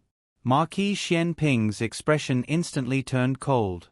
In order to make it easier for him to lead the troops to war, Shangguan Yan fabricated an identity for him as an old subordinate of the Xian Yuan family. He had been working secretly for years and temporarily conferred him the position of Dingyuan general. Although everyone was unfamiliar with this person, it was an indisputable fact that he killed Chu Feiping. In addition, the 4 of them defeated the Liang army's thousands of soldiers and horses. There was no doubt about their prestige and strength. In addition, everyone only thought that the crown princess wanted to take the opportunity to support her henchmen. They were not too surprised by his sudden appearance. This time, he was with the great Yan imperial court's General Zhao Guoping. Did General Zhao also get the letter? Marquis Xian Ping asked. It seems, no. The guard braced himself and said. Marquis Xian Ping's expression was as calm as ever, but there was a bit of chilling murderous aura around him. I know. You go and reply to the crown princess. Not tomorrow morning, at midnight, I will take Li County. The guard opened his mouth wide. At midnight? There were only 2 hours left, right? Can they really take it? Shangguan Yan paced back and forth in the tent. She vaguely felt that she had missed something, but she couldn't remember it at once. Her mind was full of the news that her son was besieged in Ghost Mountain. She couldn't believe it was true. Why did her son come to the border all of a sudden? He even fell into the Jin army's territory? What the hell is going on? There was limited space in the letter. Gu Jiao only picked out the main points. Everything would have to be discussed in detail when they met. Huana wanted to remind her, but seeing how anxious she was, she silently swallowed her words. When something happened to His Highness Zhong's son, the first person you thought of was Marquis Xian Ping. Have you forgotten about General Zhao? It didn't matter if she forgot. Marquis Xian Ping would deal with it clearly. At midnight, Marquis Xian Ping flattened the Li County camp and killed 6 Liang country generals. The Liang army was forced to retreat. They wanted to escape but were surrounded by the Yan country army.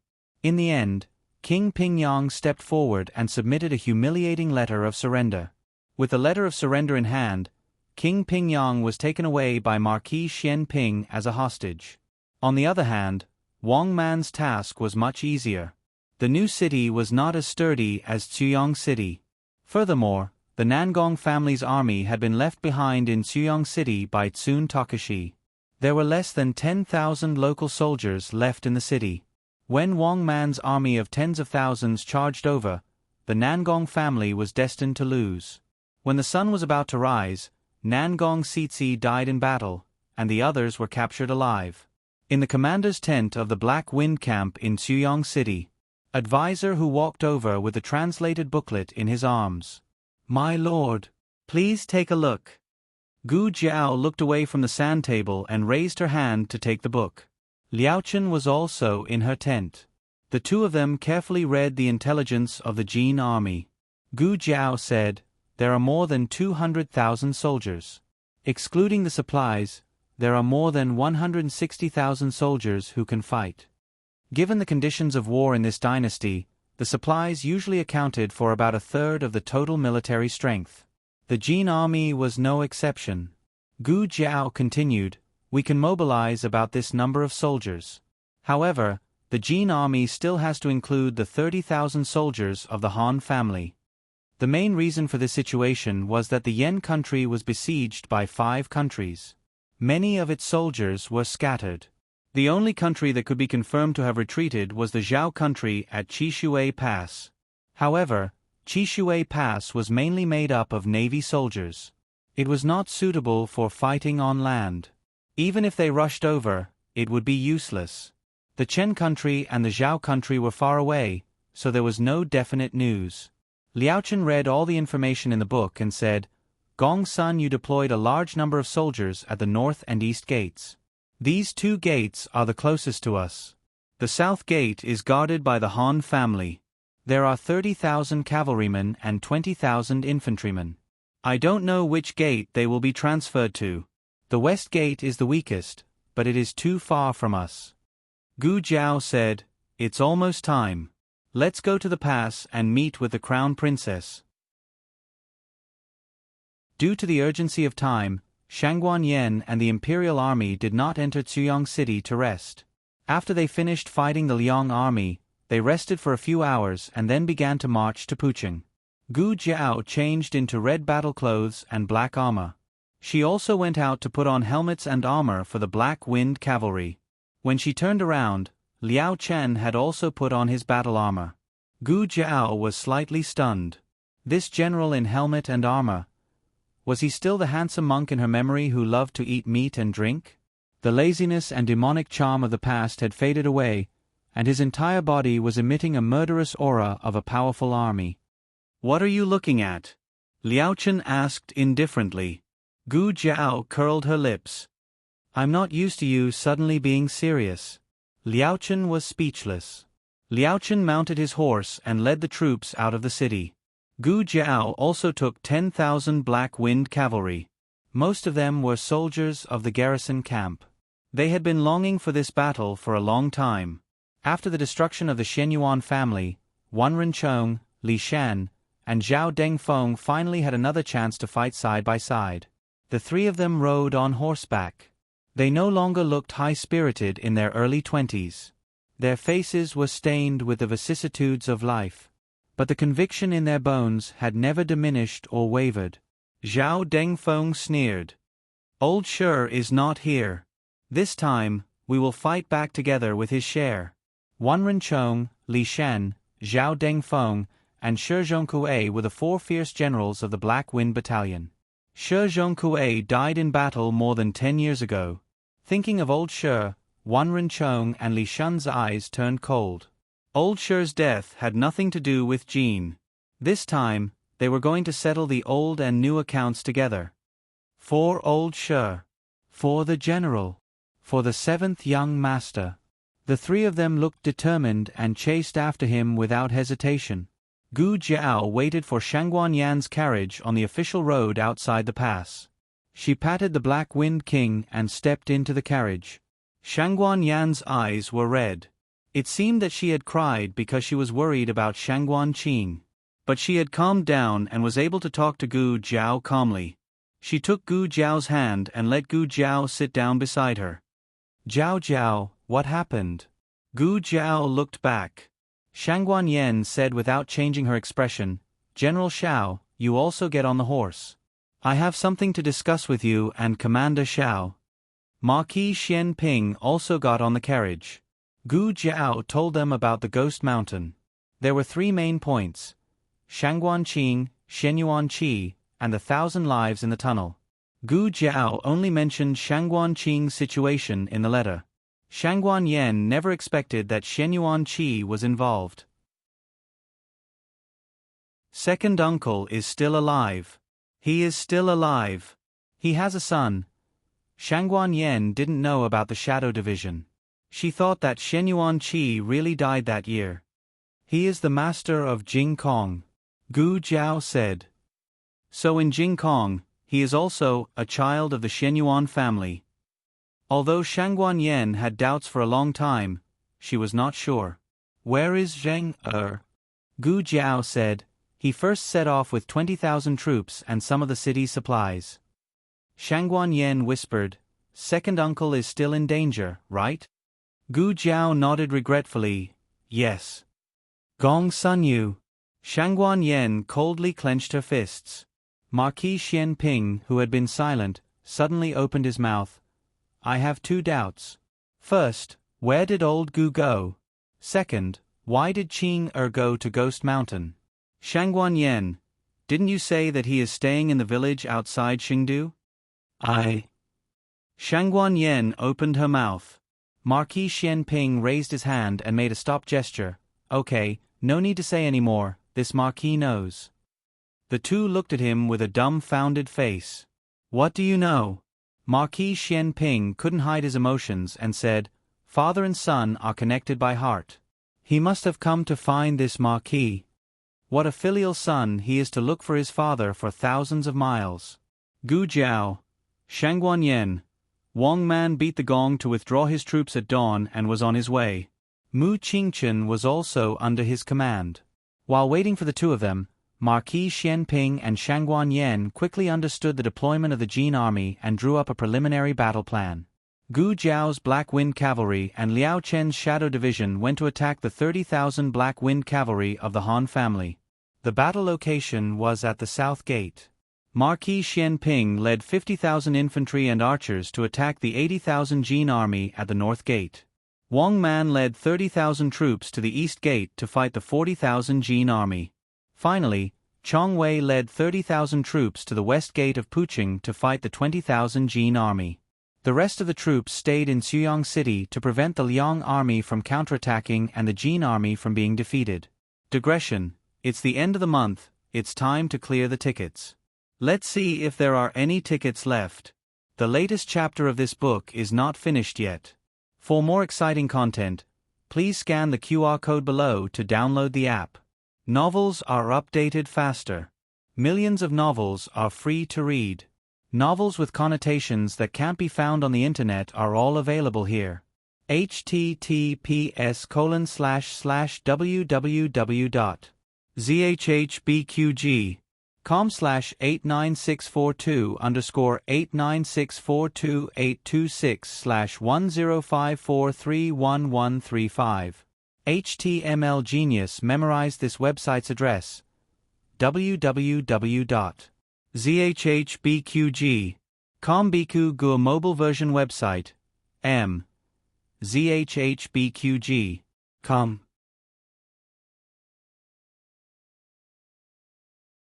Chapter 869. The latest chapter of this book is not finished yet. For more exciting content, please scan the QR code below to download the app. Novels are updated faster. Millions of novels are free to read. Novels that can't be found online are all available here. In October, the border was cold and bleak. After making all the battle plans, Shangguan Yen stayed in place to wait for Wang Man's army. Gu Jiao and Marquis Xian Ping led the troops first. Just as the two of them got on their respective war horses, a mighty and majestic figure galloped towards them, full of vigor. Hey! You two are not loyal. Go out to fight. You left me alone in the wounded barracks. You're not kind. It was Tang Yueshan. You're injured. Gu Jiao said. Tang Yueshan angrily retorted, Is that an injury? It's just a mosquito bite. Gu Jiao looked at him with a dark face. Little henchman, pay attention to your tone, or I'll give you an injection. Tang Yueshan coughed softly and said, It's fine now that the poison is detoxified. I don't care, I want to go. He was born to be a warlike person. He wouldn't stay idle in the wounded barracks. Then you follow me, Marquis Xian Ping said. Tang Yueshan was a little hesitant and disdainful. You already have Chongjing, why do you need me? I can't use my full strength as the Grand Marshal if I'm with you, Aya. His reins were pulled away by Marquis Xian Ping. Pu City, City Lord's Mansion. Yu Liuyi went to the yard early in the morning to play with her new black brave mount. The black brave mount was not all black. For example, the Lord's was dark brown, and hers was chestnut. She rode on her new mount and happily circled around the City Lord's mansion. Seeing Gong Sun Yu returning from the barracks with Zhu Zhongquang and several generals, she jumped off the horse with a smile. Lord. Gong Sun Yu nodded slightly. She was a little girl, so Gong Sun Yu treated her more leniently than those rough men. He said, It's still early, don't you want to sleep a little longer? No. I want to ride a horse. She said mischievously, I heard that the Lord caught a few more prisoners. I wonder. Can you give them to me? Gong Sun Yu generously said, After the interrogation, I'll give them to you. Yu Lu smiled and said, "That's great. Another new bee is testing the mechanism." Zhu Zhongguang secretly shuddered. Looking at this girl's innocent smile, he thought that she was an innocent and harmless little girl, but he had seen her use mechanisms to torture people to death. She was a little devil. Thinking of something, Yu Lu stomped her feet and snorted, "Why isn't Jie Xingzhou back yet?" A mere 300 ghostly soldiers had been tormented for so long. How useless. "My lord, I'll go help him." "Okay." Gong Sun Yu agreed. Yu Liuyi laughed heartily and mounted her horse. Just as she was about to gallop out of the estate, a guard suddenly rushed in with a hurried expression.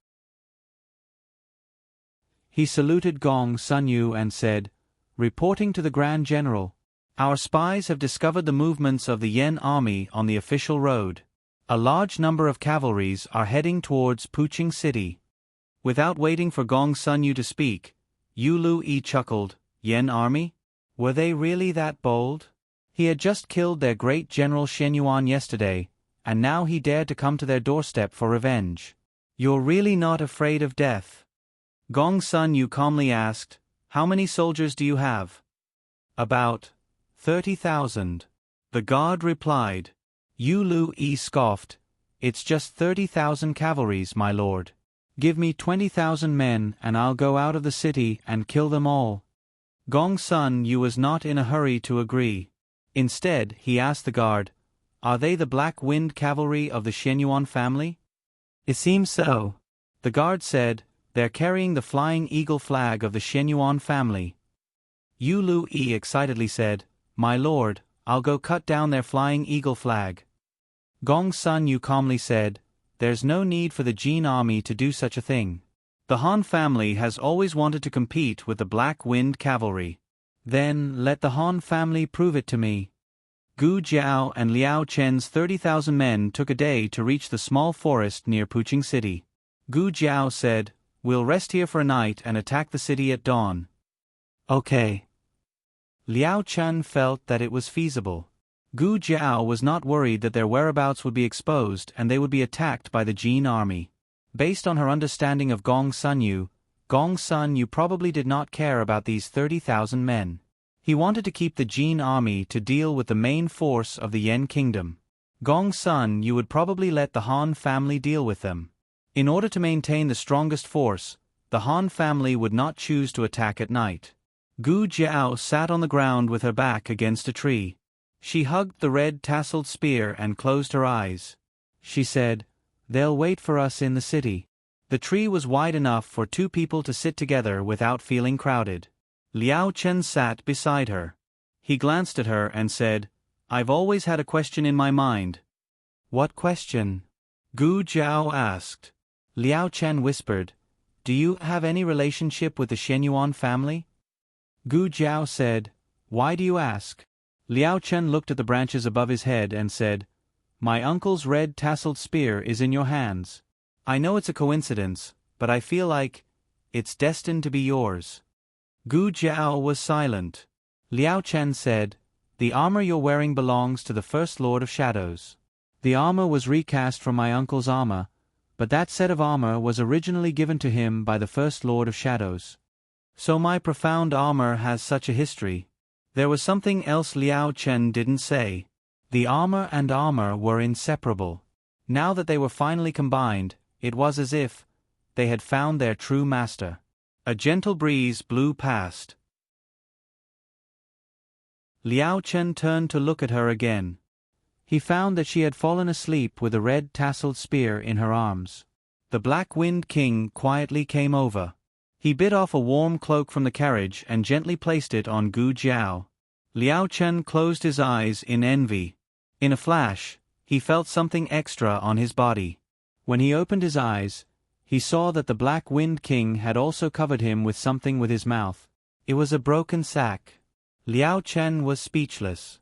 The next day, at 7 in the morning, the sky was overcast. There was an invisible chill in the haze. The Black Wind Cavalry and the Shadow Division were at the city gates. Pu City was not as easy to defend and difficult to attack as Chuyong City. There were two reasons for this. First, It had been in disrepair for a long time.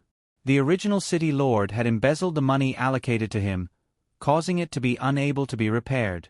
Second, when the Jin army attacked Pu City not long ago, they had damaged the city gates once. After the Jin army entered the city, they enslaved many strong men to repair the city gates. Unfortunately, the south gate had not been repaired. Gu Jiao and Liao Chen rode at the front of the 30,000 soldiers. They looked up at the familiar figures on the city gates. It really is the Han family. She had guessed correctly. She introduced them to Liao Chen. That silver-haired man is Han Fifth Master. Beside him is Han Lei, Han Ye's father. Liao Chen looked at them. They also looked at Liao Chen. Han Lei said thoughtfully, "I know that youth. He's the one who took Xiao Liulong's identity.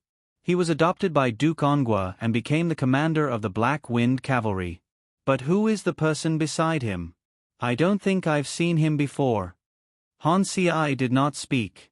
He looked at Liao Chen without blinking. Liao Chen also looked at him without dodging. Han Lei looked at Han Ci and asked, "Fifth brother, do you know him?" Han Ci said, "I don't know him, but I think I've seen those eyes somewhere before." Gu Jiao raised the red tasseled spear in her hand and pointed it in the direction of the city gates. She said arrogantly, "Bastard of the Han family, do you dare to come out of the city and fight with your grandfather?" Han Lei was so angry that his mouth twitched. In the next moment, the city gates opened. A young man in silver armor rushed out with a long sword in his hand. Gu Jiao looked at him.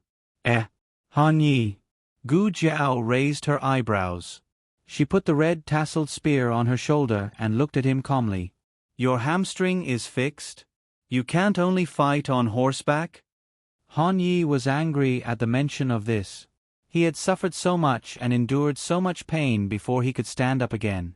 It was all Xiao Liulong's fault. He wanted to kill him and avenge himself, and also avenge second uncle. Han Lei frowned. Why did you open the gates?" Fifth grandfather Han said calmly, "We can't defend it anyway. Why don't we go out and fight?"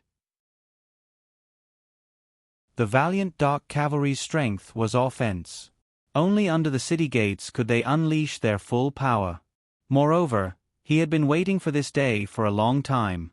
He always wanted to know if the valiant dark cavalry he trained could defeat the Shenyuan family's dark wind cavalry. An endless stream of valiant dark cavalry rushed out of the city gates and fought with the dark wind cavalry and the shadow tribe. The battle came faster and fiercer than expected. In the blink of an eye, dozens of cavalry fell. Some were on their own side, and some were on the other side. Han Ye's target was Gu Jiao. "Why didn't that Gu Chongqing come with you? You don't deserve to fight with him." "Nonsense. Watch out for my sword." Han Yi swung his sword at Gu Jiao's head. Gu Jiao raised her red tasseled spear to block the attack. The spear and sword clashed, and Han Ye's murderous aura filled the air. Han Yi was shocked. The last time they fought, this kid was clearly no match for him. Why was it that after a dozen moves, this kid's face was not red, nor was he panting? It seemed like he was very relaxed. Whoosh! Gu Jiao killed a cavalry with a single stab. Then, she stabbed her spear at Han Ye's waist. The angle was very tricky. It could not be blocked or deflected. Han Yi gritted his teeth and used his qing gong to leap up, perfectly dodging the attack. Then, he swooped down from above Gu Jiao's head and stabbed his sword at Gu Jiao's Baihui acupoint. "Are you trying to make me jump up? Dream on." Gu Jiao stared at him. Then, she suddenly leaned back. Han Ye's spear stabbed Gu Jiao's armor. However, it did not pierce through. Han Ye's eyes flashed. Gu Jiao's spear slashed at his thigh. Han Yi did not understand why this kid's armor was so hard. It was too late for him to retreat. Seeing that one of Han Ye's thighs was about to be cut off by Gu Jiao, fifth grandfather Han suddenly rode his black demon horse and quickly arrived behind the two. He used his sword to deflect Gu Jiao's spear. 2 against 1. Gu Jiao was pincered. Han Yi said, "You attack her arms. I'll kill her horse." As soon as he finished speaking, Liao Chen flew over and forced 5th Grandfather Han off his black demon horse. 5th Grandfather Han stabilized himself with a flip. He turned around and looked in disbelief at the man who forced him off his horse. "Who are you? Tell me your name." Liao Chen's killing intent was like a knife. Shenyuan Zheng of the 7 Shenyuan Sons. Digression, it's really the end of the month. Don't waste your monthly votes. The latest chapter of this book is not finished yet. For more exciting content, please scan the QR code below to download the app. Novels are updated faster. Millions of novels are free to read. Novels with content that can't be found online are all available here. https://www.zhbqg.com/89642_826/1054295557. HTML Genius memorized this website's address in 1 second. www.zhbqg.com Biku Gu mobile reading website, zhbqg.com.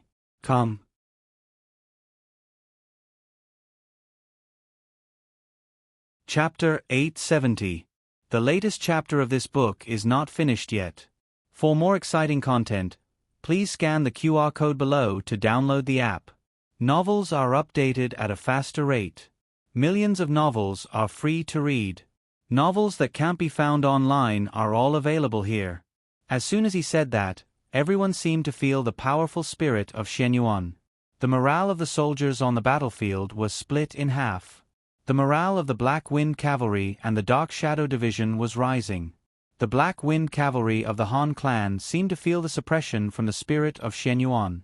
Pucheng was the burial ground of the Shenyuan army. Many years ago, countless Shenyuan soldiers were buried here. Some died in battle, while others died in vain.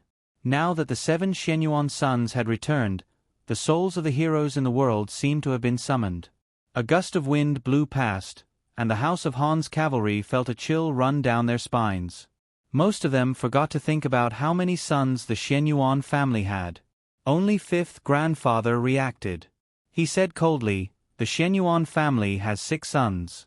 Since when did they have 7? You're obviously pretending to be one of them. Don't try to persuade a stubborn person, because they won't listen." Liao Chen didn't waste time with 5th Grandfather Han. He sheathed his sword and pulled out the spear on his back. The action of holding the gun and the domineering move that was completed in one go shocked 5th Master Han once again. 5th Grandfather Han looked at him solemnly. "This is... traitor. Die." Liao Chen's spear came down. 5th Grandfather Han blocked it with his sword, but half his body went numb. His feet sank into the ground with a bang. It was obvious how powerful the spear was. "Black Demon Horse!" 5th Master Han shouted, and the Black Demon Horse charged towards Liao Chen. Liao Chen's target was not the Black Demon Horse, but he could not allow himself to be knocked away. Just as he was about to hit the Black Demon Horse with his palm, the Black Wind King came galloping over and mercilessly collided with the Black Demon Horse. The young and healthy Dark Demon Horse was actually knocked aside by a 16-year-old horse. 5th Grandfather Han couldn't believe it. Even more incredulous was Han Yi, who was fighting Gu Jiao not far away. This beast, he had raised it for so many years, but it turned around and sought refuge with someone else.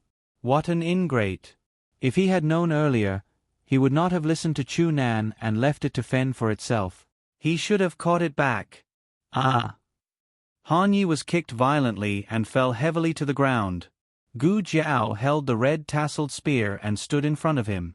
She looked down at him and said, "Don't get distracted. You might die." Han Yi clutched his aching chest and stood up. His eyes were like torches as he looked at Gu Jiao. "You! Did you use some kind of evil method to increase your power? If you can't beat me, just say so." Gu Jiao carried the long spear on her shoulder. This action was exactly the same as Marquis Xian Ping carrying his broadsword. She even shot off a Han family cavalryman's helmet and stepped on it with one foot. Didn't your fifth uncle just use drugs? But look, did he win? Han Yi turned to look at his fifth uncle. He saw the Han family's once-in-a-century expert being defeated by someone who called himself one of the 7 sons of Xian Yuan. After being sent flying again, fifth grandfather Han fell heavily to the ground and spat out a mouthful of black blood. How can this be? This was his fifth uncle. The survivors who survived the purple grass poison possessed terrifying inner strength and an immortal body that could be said to be immune to pain. Immortal body was an exaggeration, but he was more resistant to injury than normal people. No matter how serious the injury was, it could be healed the next day. This time, it must be the same.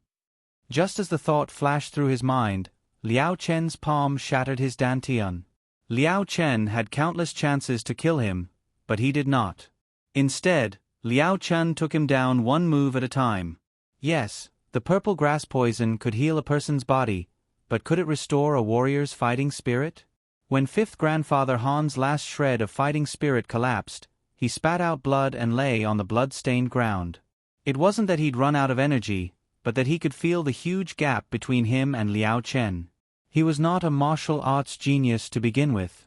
It was only because he had been poisoned by the purple grass poison that he had such astonishing strength. Liao Chen was different. He was really strong. Fifth grandfather Han finally accepted his fate. He closed his eyes and accepted his fate. Liao Chen's spear pressed against his forehead, but did not stab him. You let my sixth brother go. Consider this life of mine repaying you in his stead. With that, Liao Chen put away his spear and turned to leave. Fifth grandfather Han suddenly opened his eyes and looked weakly at Liao Chen's departing figure. He asked in a hoarse voice, "Is sixth grandfather still alive?" Liao Chen did not answer. He mounted his horse and said to Gu Jiao, who was fighting Han Yi, "I'm going to kill Gong Sun Yu. I'll leave this to you." Gu Jiao shot Han Yi and knocked him down. Go. Liao Chen led dozens of Dark Shadow Division fighters into the city gates. He rode his horse while the others used their lightness techniques. After entering the city, they split up and disappeared with a whoosh. A large group attracted attention and could easily be surrounded by the Jin army. It was much more secretive when they split up. They would meet up at the governor's mansion later. Unexpectedly, as soon as he entered the city, a child's scream came from the top of the city gate tower. He looked up. A 5-year-old boy was falling from the top of the city gate tower. His face was full of fear. He flew up and caught the boy in midair. Now is the time. Murderous hidden weapons rained down from the top of the city gate tower. The boy was just bait. If he didn't fall for it, the boy would fall to his death for nothing. If he fell for it, he would be shot to death with the boy. What a vicious plan! Liao Chen flicked his sleeves and pulled out his sword, stabbing it into the tower. He stepped on the blade of the sword, and under the great force, his body flew forward like an arrow released from a bow. The rain of hidden weapons clanged against the sword and also hit the hard bluestone floor. His horse was also injured and couldn't continue to fight. He landed on one knee at the corner of the street with the boy in his arms. "Are you okay?" The boy was so scared that he didn't even know how to cry. He turned to look at the towering city gate tower with a cold face. On the city gate tower, a graceful girl in pink was looking at him with a smile. "You're the 7 sons of Shen Yuan? Shen Yuan Qi, who was killed by the Lord, is your father? How interesting. You actually dodged my flying flower hidden weapons. Interesting." Throwing an innocent child down from the city gate tower was left out of her mouth so casually.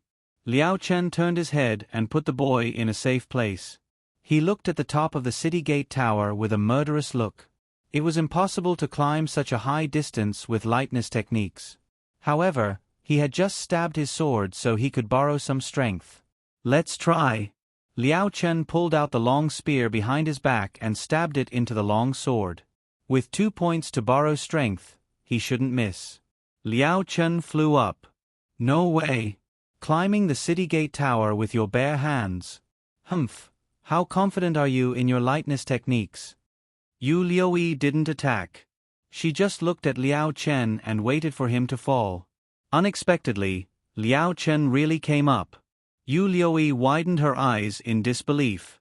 Looking at the man who flew in front of her, she was so shocked that she forgot to attack. Bang! A powerful sword energy came from behind Yu Liuyi. Liao Chen's eyes flashed.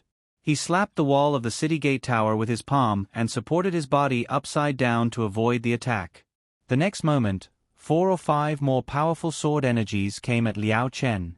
This was a blatant sneak attack. Liao Chen's expression changed. He couldn't dodge. He was blasted off the city gate tower by the sharp sword energy. His whole body was numb for a moment. He couldn't use his internal energy and lightness techniques. Was he going to fall to his death? He looked at the grayish-blue sky. White clouds had appeared at some point. He saw his father's gentle and kind smile. He hadn't avenged his father.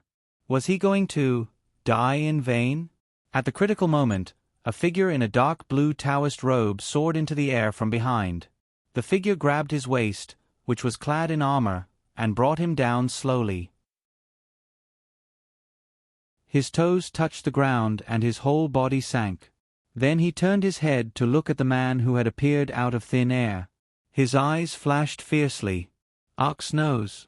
Taoist Qing Feng ignored him. He only raised his head and looked at the 5 swordsmen on the city gate tower with cold eyes. He said lightly, "His life is mine." The aces of the sword hut all frowned. That boy was already difficult to deal with. Why was there another one? Yu Liuyi's almond eyes widened. This stinking Taoist seems very strong. Capture him. I want both of them. I want to use them to test medicine. The 5 aces of the sword hut flew down from the city gate tower. Taoist Qing Feng looked at the pale Liao Chen and said, "You're injured." Liao Chen wiped the blood from the corner of his mouth. "It's nothing. Why are you here?" Taoist Qing Feng said, "I should be the one asking you this. But before you answer me, I have another question." Liao Chen didn't argue with Liao Chen on account of Liao Chen's kindness. "Go on." Taoist Qing Feng held a bag of dried buns in his hand. He asked seriously, "Is this Zongxue Pass?" Liao Chen was speechless. Zongxue Pass was in the northeast. This was the northwest. Digression. The third watch is here. Love Mud Cutie, the latest chapter of this book is not finished yet. For more exciting content, please scan the QR code below to download the app. Novels are updated even faster. Millions of novels are free to read. Novels with content that can't be found online are all available here. https://www.zhbqg.com/89642/826/1054244375. HTML Genius memorized this website's address in 1 second. www.zhhbqg.com Biku Pavilion's mobile reading website. zhhbqg.com.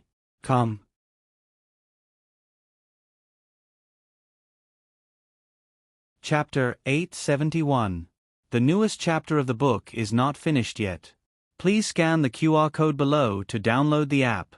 Novels are updated faster. Millions of novels are free to read. Novels with content that can't be found online are available here. Liao Chen's expression was indescribable. Did this guy get lost again? How did he get lost from the northeast to the northwest? Liao Chen suppressed the urge to twitch his mouth and said calmly, "This isn't Zongxue Pass." Speaking of which, did the Feng family swap missions with Wang Su to escort the emperor's grandson to the Chen kingdom for peace? Taoist Qing Feng said, "Feng Wuxiu wanted to eat lamb buns, so I went to buy them for him. I told him not to run around and to follow Prince Chongsun. I think he got lost with Prince Chongsun and the others." Liao Chen looked at the 3 buns that had dried to stone in the bamboo bag and couldn't help but twitch his mouth. "You're the one who got lost, right? How long have you been lost? Can't you ask for directions?" Well, this guy never asked for directions. He didn't think he was lost at all. As long as I don't ask, I'm not lost. Having a bad sense of direction isn't scary, but it's scary to think you're a road hog. Liao Chen shook his head and sighed. How can anyone be like you? Are you living in heaven? Taoist Qing Feng didn't hear clearly and looked at him strangely. What did you say? Liao Chen's peach blossom eyes narrowed slightly. His murderous aura faded and he smiled evilly like a demonic monk.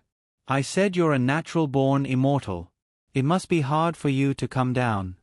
Taoist Qing Feng didn't understand, but he didn't care. He looked at the people across from him and asked, Why do these people want to kill you? And why are you dressed like this? Liao Chen said lightly, When two countries are at war, I'll fight. They're the Jin army. Jin army? Taoist Qing Feng paused and said seriously, Okay, I'll kill them first. Then I'll take your life myself. Liao Chen smiled. Okay. The two seemed to have talked a lot, but in reality, not much time had passed. The 5 swordsmen of the Sword Hut had been observing their breath and internal energy to determine their martial arts and weaknesses. Unfortunately, they didn't find anything. Attack together, the leading swordsman said. The 5 of them wielded long swords and charged at Taoist Qing Feng and Liao Chen. Taoist Qing Feng put the dried buns on the stone lion beside him. He was not used to using weapons, so he started to fight with them with his bare hands. Liao Chen didn't use any weapons either. The swordsman thought that Liao Chen had lost his weapon and suffered internal injuries, so his strength would be greatly reduced. Who would have thought that when Liao Chen attacked, the swordsman would feel great pressure? Liao Chen said coldly, That was just a sneak attack. Do you really think you can beat me fair and square? As soon as he finished speaking, he slammed his palm down and sent the 2 swordsmen flying. Taoist Qing Feng frowned. Is this guy's kung fu so powerful? The other 3 saw that Liao Chen was not easy to deal with, so they targeted Taoist Qing Feng, thinking that it would be easier. Taoist Master Qing Feng leaped into the air and landed on the ground. He slammed his palm on the ground and shouted, Leave, can, break. With him as the center, a powerful internal force attacked the 2 swordsmen on his left and right. Li was the east, and Can was the west. The 2 swordsmen had unknowingly walked into his formation. It was almost the same situation as 5th Master Han and Gu Chongqing. The difference was that the selection of the Black Wind Cavalry's commander was a competition, so he didn't kill them. This time, he was using his true strength. The 2 swordsmen were sent crashing into the pillars on both sides. The pillars collapsed, and the 2 swordsmen fell heavily to the ground. Even their weapons flew to the side. Cultivators did not kill. But he was a citizen of the Yen Kingdom first, and then a Taoist of Baiyun Temple. Everyone was responsible for the rise and fall of the country. Close, open, break. Taoist Master Qing Feng slammed his palm down again. Liao Chen's expression changed, and he leaped onto the roof. The other 2 swordsmen were not so lucky. They were hit by Taoist Master Qing Feng again, and their dantians were destroyed. They died on the spot. Liao Chen jumped lightly and landed steadily in front of Taoist Master Qing Feng. He said with a faint smile, Taoist Master Qing Feng, your strength is very surprising. Taoist Master Qing Feng said expressionlessly, When I kill you, I'll be even more surprised. Then, he slammed his palm in Liao Chen's direction. Liao Chen's eyes flashed. He raised his fist and punched in Taoist Master Qing Feng's direction. Their fists and palms passed each other in the air, hitting the sneak attackers behind each other at the same time. They were the 2 swordsmen who had been sent flying by Liao Chen. Now that they were hit again, no matter how strong they couldn't take it anymore. Their legs gave way and they died. Taoist Master Qing Feng looked coldly at Liao Chen. Next, it's... Before he could finish, Liao Chen suddenly stepped forward. His left arm touched Taoist Master Qing Feng's waist, and he pushed Taoist Master Qing Feng behind him. His other palm slammed into the last swordsman's chest. Now, 5 swordsmen were dead. On the tower, Yu Liuyi stomped her feet in exasperation. Useless. You can't even defeat a Taoist and Shenyuan Zi. What's the use of having you? I told you to send your sword hut's protectors over. What are these disciples trying to do? These people weren't ordinary disciples. They were the most talented swordsmen in the sword hut. Otherwise, they wouldn't have been called to Puching by Elder Lu. They could only blame Liao Chen and Taoist Master Qing Feng for being too strong. After Liao Chen killed the last person, he immediately let go of someone's waist and used his Qing Gong to leap onto the roof. Taoist Master Qing Feng frowned. You want to escape? Liao Chen curled his lips and said lightly, I'll go kill someone first. After I'm done, I'll deal with you and me. By the way, I'll leave that child to you. With that, he pointed at the alley and disappeared in a flash. Taoist Master Qing Feng looked at the child in the alley who was too scared to cry. He frowned, but in the end, he didn't chase after Liao Chen. He walked over and took the child's small hand. Outside the city gate, the Black Wind Cavalry and Shadow Division were fighting fiercely with the House of Han's Black Storm Cavalry. 5th Grandfather Han was helped to the side by his servants. He sat on the cold ground with his back against the city wall. He watched the House of Han's Black Storm Cavalry fall one by one. Suddenly, he felt powerless. Had all his years of perseverance been a mistake? Had all his efforts been wasted? Why couldn't they defeat the Black Wind Cavalry even though they were stronger? The House of Han's warhorses were stronger than the Black Wind Cavalry. Their tolerance for pain was also much higher. However, the Black Wind Cavalry had an unyielding will in their bones. They could suffer, they could die, but they would never retreat. He thought that with the strongest warhorse, he could train an unparalleled cavalry.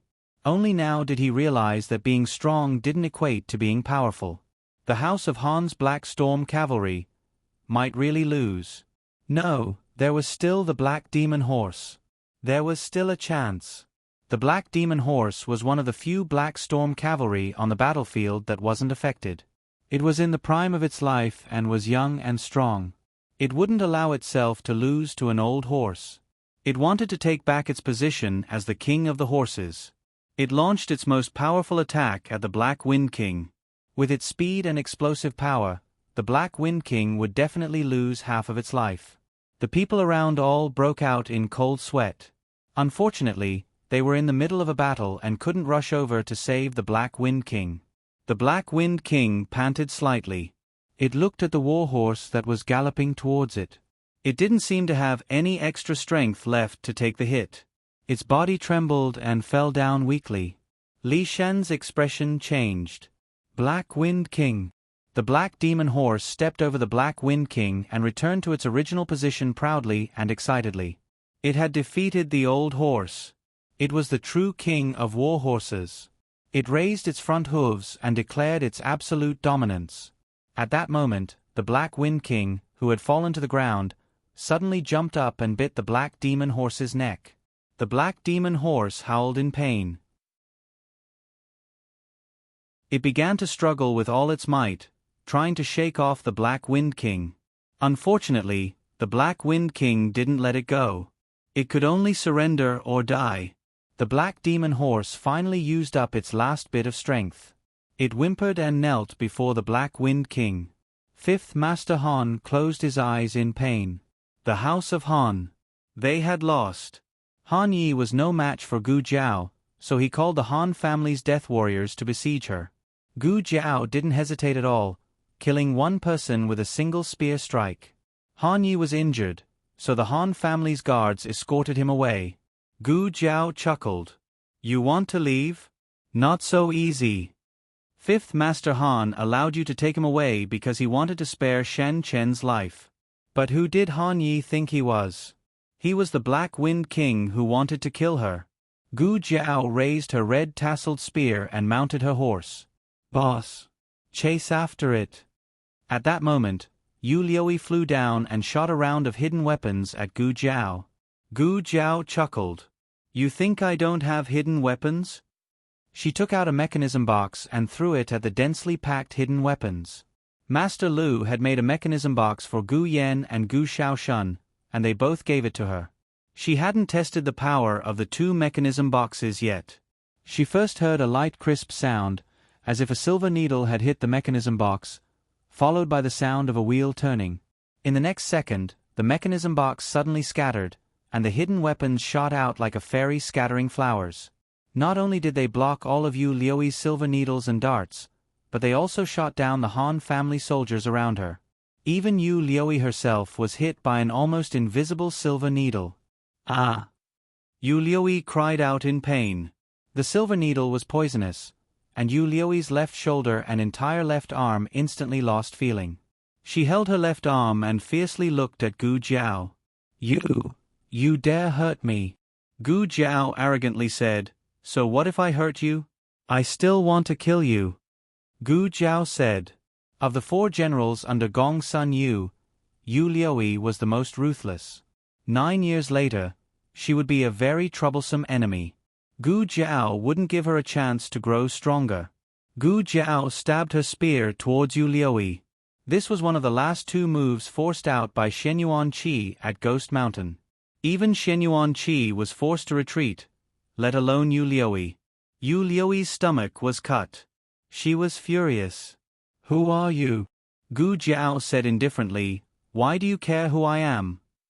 Yu Liui didn't want to die on the battlefield of the Han family. She gritted her teeth and threw out a black fire pearl, which exploded into a cloud of smoke. She took advantage of the chaos to escape. Gu Jiao looked at her back and didn't chase after her.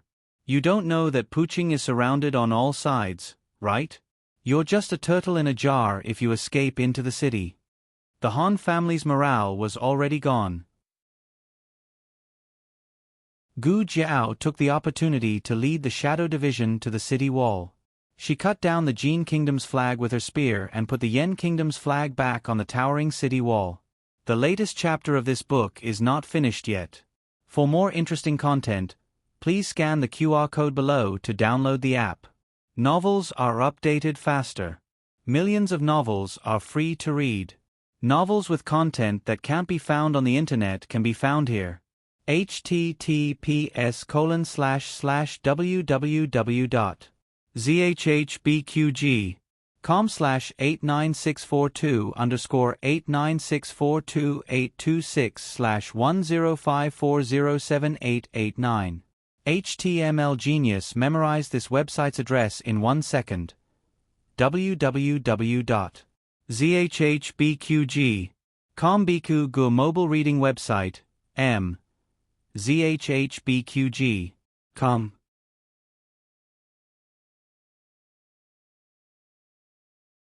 Chapter 872.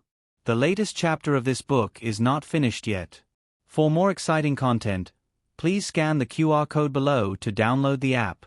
Novels are updated faster and more frequently. Millions of novels are free to read. Novels with content that cannot be found online are available here. In October, the first snow fell in Tsongshui Pass. At night, Feng Wuxiu wore a thick cloak and held a hand warmer in both hands as he paced back and forth in the snow outside the tent. He glanced at the entrance of the camp from time to time. The attendant walked up worriedly and said, "Master, it's windy outside. You should go into the tent and warm yourself." Tsongshui Pass was cold. When he spoke, his breath was white and the wind hurt when it blew on his face. Feng Wuxiu sighed. "I'm not going in. I want to wait for my brother." The attendant quickly said, "Eldest young master will be fine." Feng Wuxiu blamed himself. "If I had known, I wouldn't have craved the mutton buns." His brother took 3 years to get home from the mountain and 3 months to get out of the forest. This time, he got lost halfway. He did not know when he would reunite with them again. The attendant laughed dryly. "Well, you just said it casually. Who would have thought that eldest young master would not sleep in the middle of the night and run off to buy you buns?" It was a long story. On the way, they met a famous bun shop. Because the business was so good, the bun would be sold out the moment it opened. Taoist Qing Feng waited in front of the bun shop in the middle of the night so that his brother could eat the buns. Then, there was no then. Feng Wuxiu had a mission to negotiate and could not wait for his brother. He could only leave a few guards to search the area while he followed Prince Chongsun to Tsongshui Pass. Feng Wuxiu continued, also, I shouldn't have swapped missions with Wang Su. If I went to Qishui Pass, I wouldn't have bumped into that bun shop. If I hadn't bumped into it, I wouldn't have craved it. The attendant said, Qishui Pass has crispy duck. It's crispy and fried with honey and sesame. It's delicious. Feng Wuxiu swallowed his saliva. What flavor? The attendant was speechless. In another tent, a handsome man wearing a silver fox cloak sat in front of a small table. He picked up a pen with his slender fingers and dipped it in ink to write a letter. Two muffled groans came from outside, and the air was filled with the warm smell of blood. Not long after, Long Yi carried his long sword which was wiped clean with ice and snow and entered the tent. It's the 13th wave, right? Xiao Hang said calmly, Jin's state is really persistent. As soon as the news of the Emperor Sun Dong negotiating for peace spread, the Jin nation attached great importance to it. Along the way, Jin nation continuously sent experts to assassinate him for three purposes. First, destroy the peace talks with the Chen nation. Secondly, he could use the death of the emperor's grandson to suppress the morale of the Yan army. Third, cut off the possibility of using the state of Chen to deal with the state of Zhao. Long Yi sat cross-legged beside him. Xiao Hang turned his head and brushed the snowflakes off his shoulders. Long Yi was very quiet. He didn't make any noise and allowed his little master to approach him. There were not many people who could get so close to the Sky Splitter. The memory related to Heaven Splitter seemed to be gradually awakening, and the expression of Long Yi and his aura were also undergoing subtle changes. Xiao Hang felt as if he was losing Long Yi, but he didn't stop Long Yi from recovering his memories. He asked, Long Yi, the letter I asked you to deliver to the Chen nation's military camp, did you deliver it to that person? Long Yi nodded. Although he still couldn't speak, Long Yi was no longer unable to communicate with others like before. Xiao Hang smiled with relief. Long Yi, it's time to learn how to read. The sky was just beginning to brighten. Outside the Blue Snow Pass, the Yan army had set up a temporary tent in an open space at the border. To express his sincerity, Xiao Hang had been waiting in the tent for a long time. The time written on the letter he asked Long Yi to deliver was 7:15 in the morning. However, the appointed person didn't arrive until 7:15 in the morning. The other party was wearing a purple mink cloak. He had a strong figure, wheat-colored skin, resolute facial features, and a pair of smiling eyes. He was the former hostage of the Zhao nation, Yuan Tang. Now he was the crown prince of the Chen nation. Yuan Tang entered the tent with a smile. He took off his cloak and threw it to the accompanying eunuch. Looking at Xiao Lulang, he said, Oh, I was wondering who it was. It turns out to be Lord Xiao. Long time no see. I trust you have been well since we last met. Xiao Hang had already stated his identity on the letter. Xiao Hang raised his hand and motioned for him to sit down. Yuan Tang sat down opposite Xiao Hang and calmly narrowed his eyes. Xiao Lulang, what's going on? Aren't you from the Zhao nation? Why did you go to the Yan nation as an envoy? I heard that the eldest grandson of the Yan nation wants to negotiate with the Chen nation. Why don't I see him? In the tent, other than the two of them, there were also Long Yi, a eunuch, and two men of sacrifice from the Chen nation. Xiao Hang calmly said, I am the eldest grandson of the great Yan nation. Yuan Tang was stunned. The eunuch beside Xiao Hang poured tea for Yuan Tang. Yuan Tang raised his hand and motioned for him to withdraw. The eunuch bowed and retreated behind Xiao Hang. Yuan Tang stared at Xiao Hang without blinking and sized him up from top to bottom for a long time. Xiao Lulang, are you playing with me? You are clearly, Xiao Hang calmly said. My name is Xiao Hang. Xiao Lulang is my temporary identity. My father is the Marquis Xianping of the Zhao nation. My mother is the Princess of Xinyang.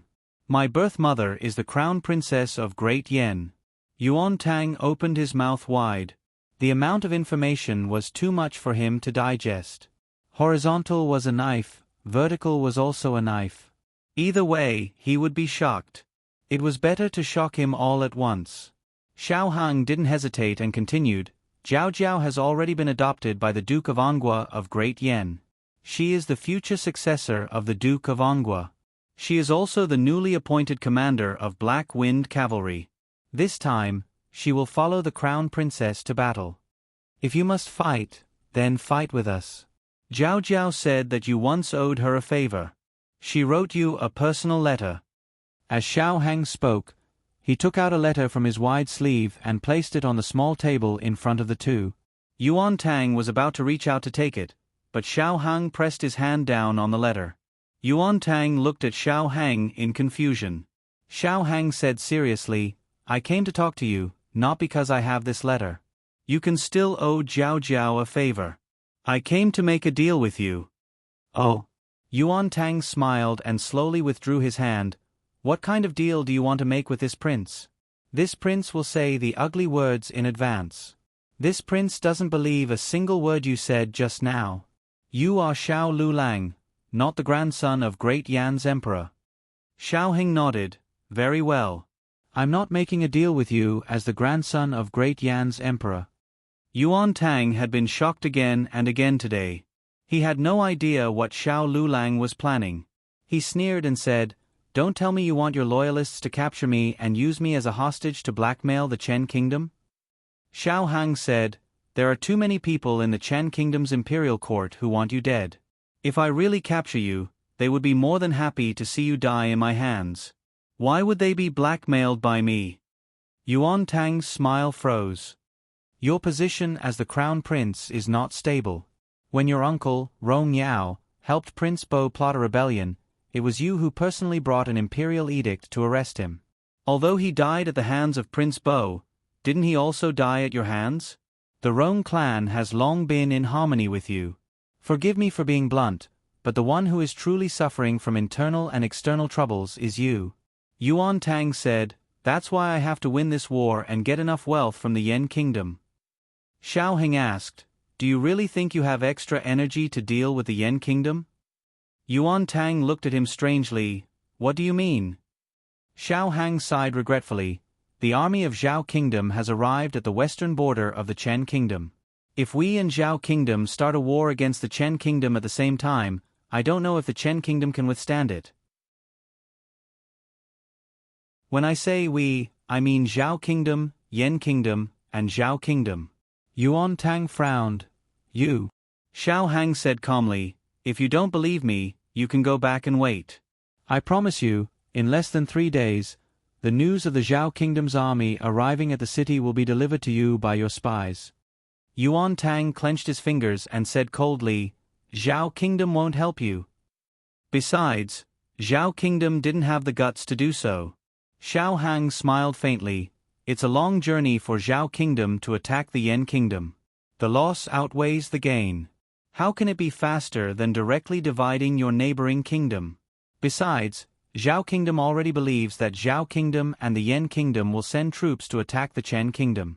So, you don't have to worry that they don't have the guts to take a share of the loot. Yuan Tang said sarcastically, How can they believe that? Xiao Hang said calmly, Young Master Gu family army of Zhao Kingdom and Mr. Meng, the chess saint of 6 kingdoms, have already sneaked into Zhao Kingdom. I think, these 2 people are enough to gain the trust of Zhao Kingdom. When Yuan Tang heard this, he couldn't keep calm anymore. You, don't go too far. Do you think I'm afraid of you? Xiao Heng sighed. Actually, it doesn't matter whether I'm the eldest grandson of the emperor or not.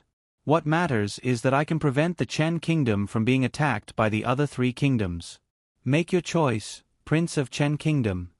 Yuan Tang slapped the table. Xiao Lulang, you're looting a burning house. Does Zhao Jiao know that you're so despicable? Xiao Hang didn't even lift his eyelids. You'd better think about how to deal with the attack of the other 3 kingdoms. As he spoke, he stood up slowly and walked out of the tent. When he was at the door, he stopped, as if he suddenly thought of something, and said pleasantly, But if you're willing to cooperate with me, I can guarantee that I'll share the Jin Kingdom with you. Jin Kingdom? Yuan Tang was stunned again. Let Yuan Tang fall into a desperate situation first, and then draw a big picture for Yuan Tang. No one could withstand it. And as long as Yuan Tang agreed to join the Yen Kingdom, it would be much easier to deal with the Zhao kingdom. Your Majesty of the Zhao kingdom, if you're not willing to accept the negotiation, then the Yan kingdom, the Zhao kingdom, and the Chen kingdom can only declare war on you. The Chen kingdom won't help you. The Yan kingdom can't even take care of itself. How can they fight us? This is a letter from the prince of the Chen kingdom. He has agreed to form an alliance with the Yan kingdom. As for the Yan kingdom, Ziyang City has sent news of victory, and the Liang kingdom has surrendered, taking down the Zhao kingdom and the Chen kingdom without losing a single soldier. This is called subduing the enemy's troops without fighting. Digression, it's the last day of the month. Little cuties, hurry up and vote, the latest chapter of this book is not finished yet. For more exciting content, please scan the QR code below to download the app. The novel is more complete and updated faster. Millions of novels are free to read. There are novels with connotations that can't be found on the internet here. https://www.zhbqg.com/89642_826/1054068809. HTML Genius memorized the website address in a second. www.zhbqg.com Biku Gu mobile version reading website, zhbqg.com.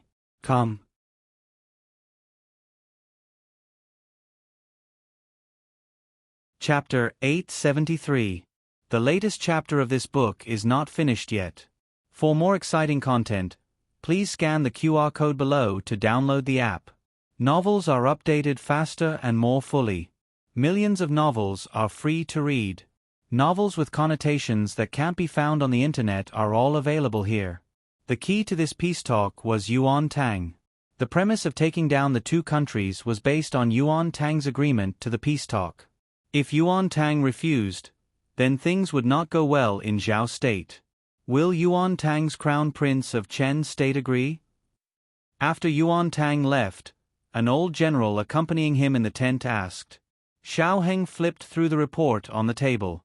Find a way to send the report of Ziyang City's victory to Chen State. If there was no news of Liang State's defeat, it might be a little tricky. But now, it was foolproof. Yuan Tang was an ambitious crown prince. He was not willing to be a puppet crown prince, so he urgently needed to make military achievements and establish his reputation in the imperial court, the army, and the people. But if he was destined to lose, then Yuan Tang's risk would be the last hurdle to destroy Yuan Tang. Prince Chong's son.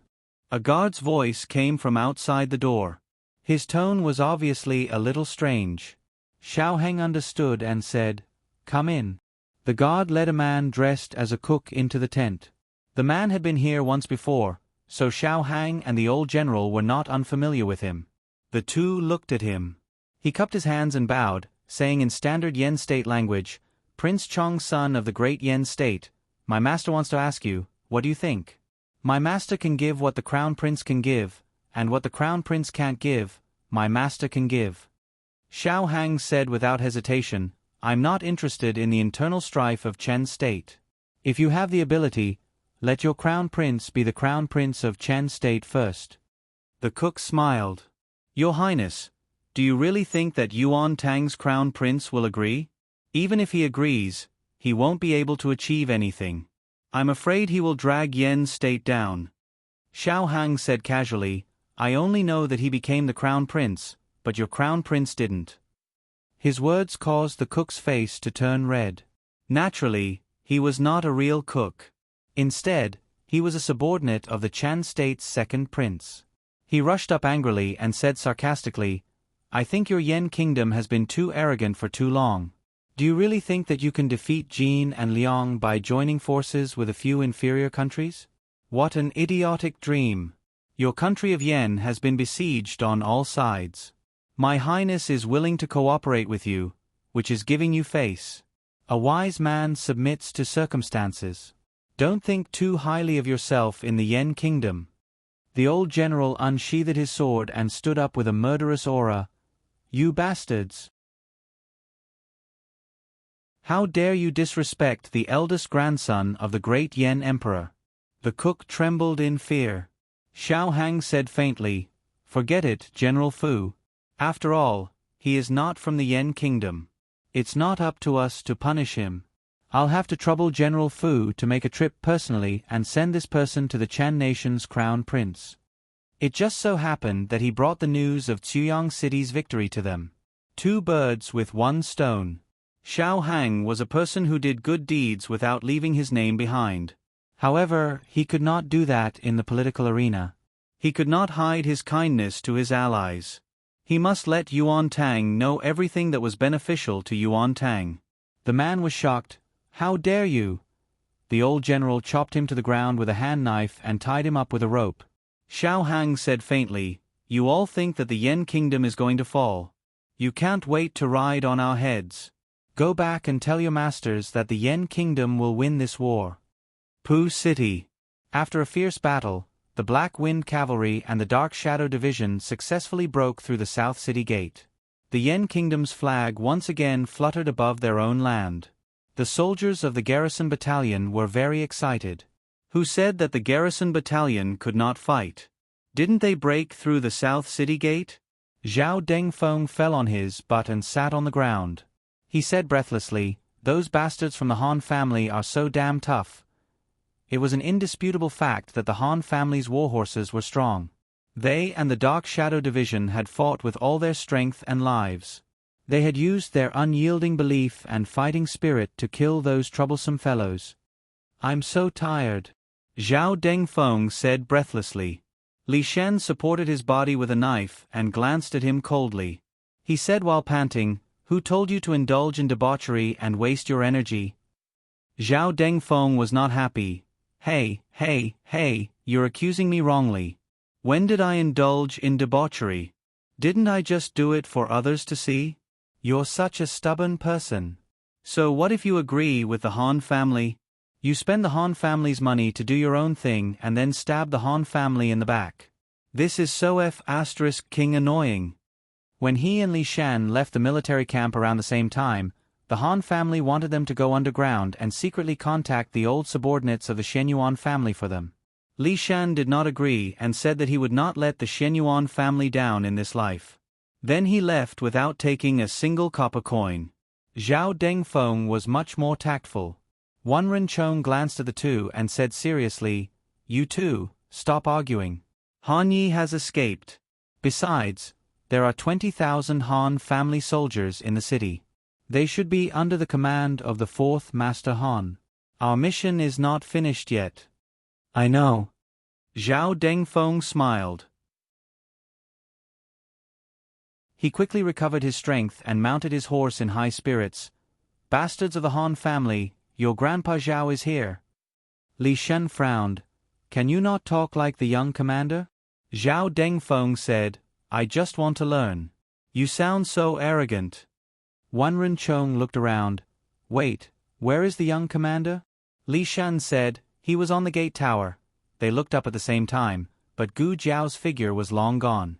The three of them looked at each other, and an ominous premonition surged in their hearts at the same time. Wan Renchong's eyes turned cold. "Not good. It's a trap.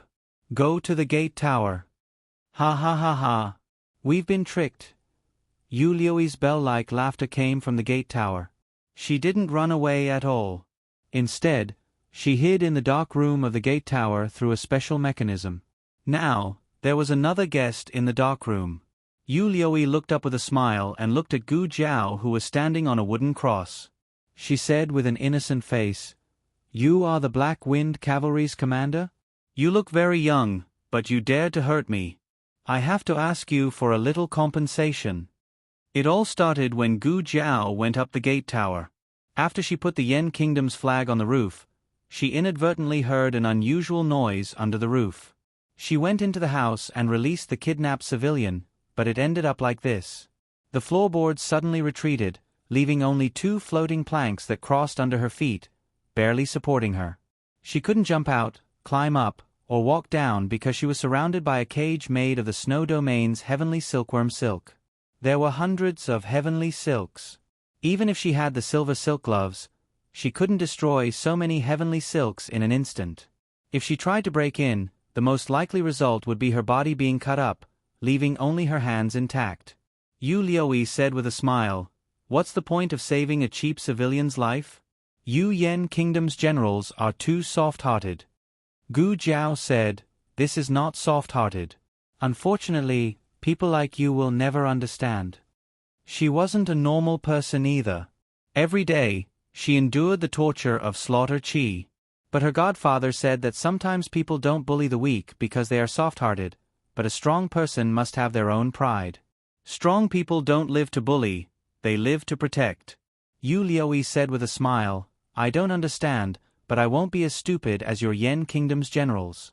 You, the 7 sons of Shenyuan, and that Shenyuan Qi, you are all people who shed blood for a group of lowly civilians. I am only loyal to my lord. Aya, exchanging a civilian for the life of the Black Wind Cavalry's commander, it's worth it." Yu Liui sat in a hanging basket. After she finished speaking, she waved at Gu Jiao, "Goodbye, Black Wind Cavalry's commander."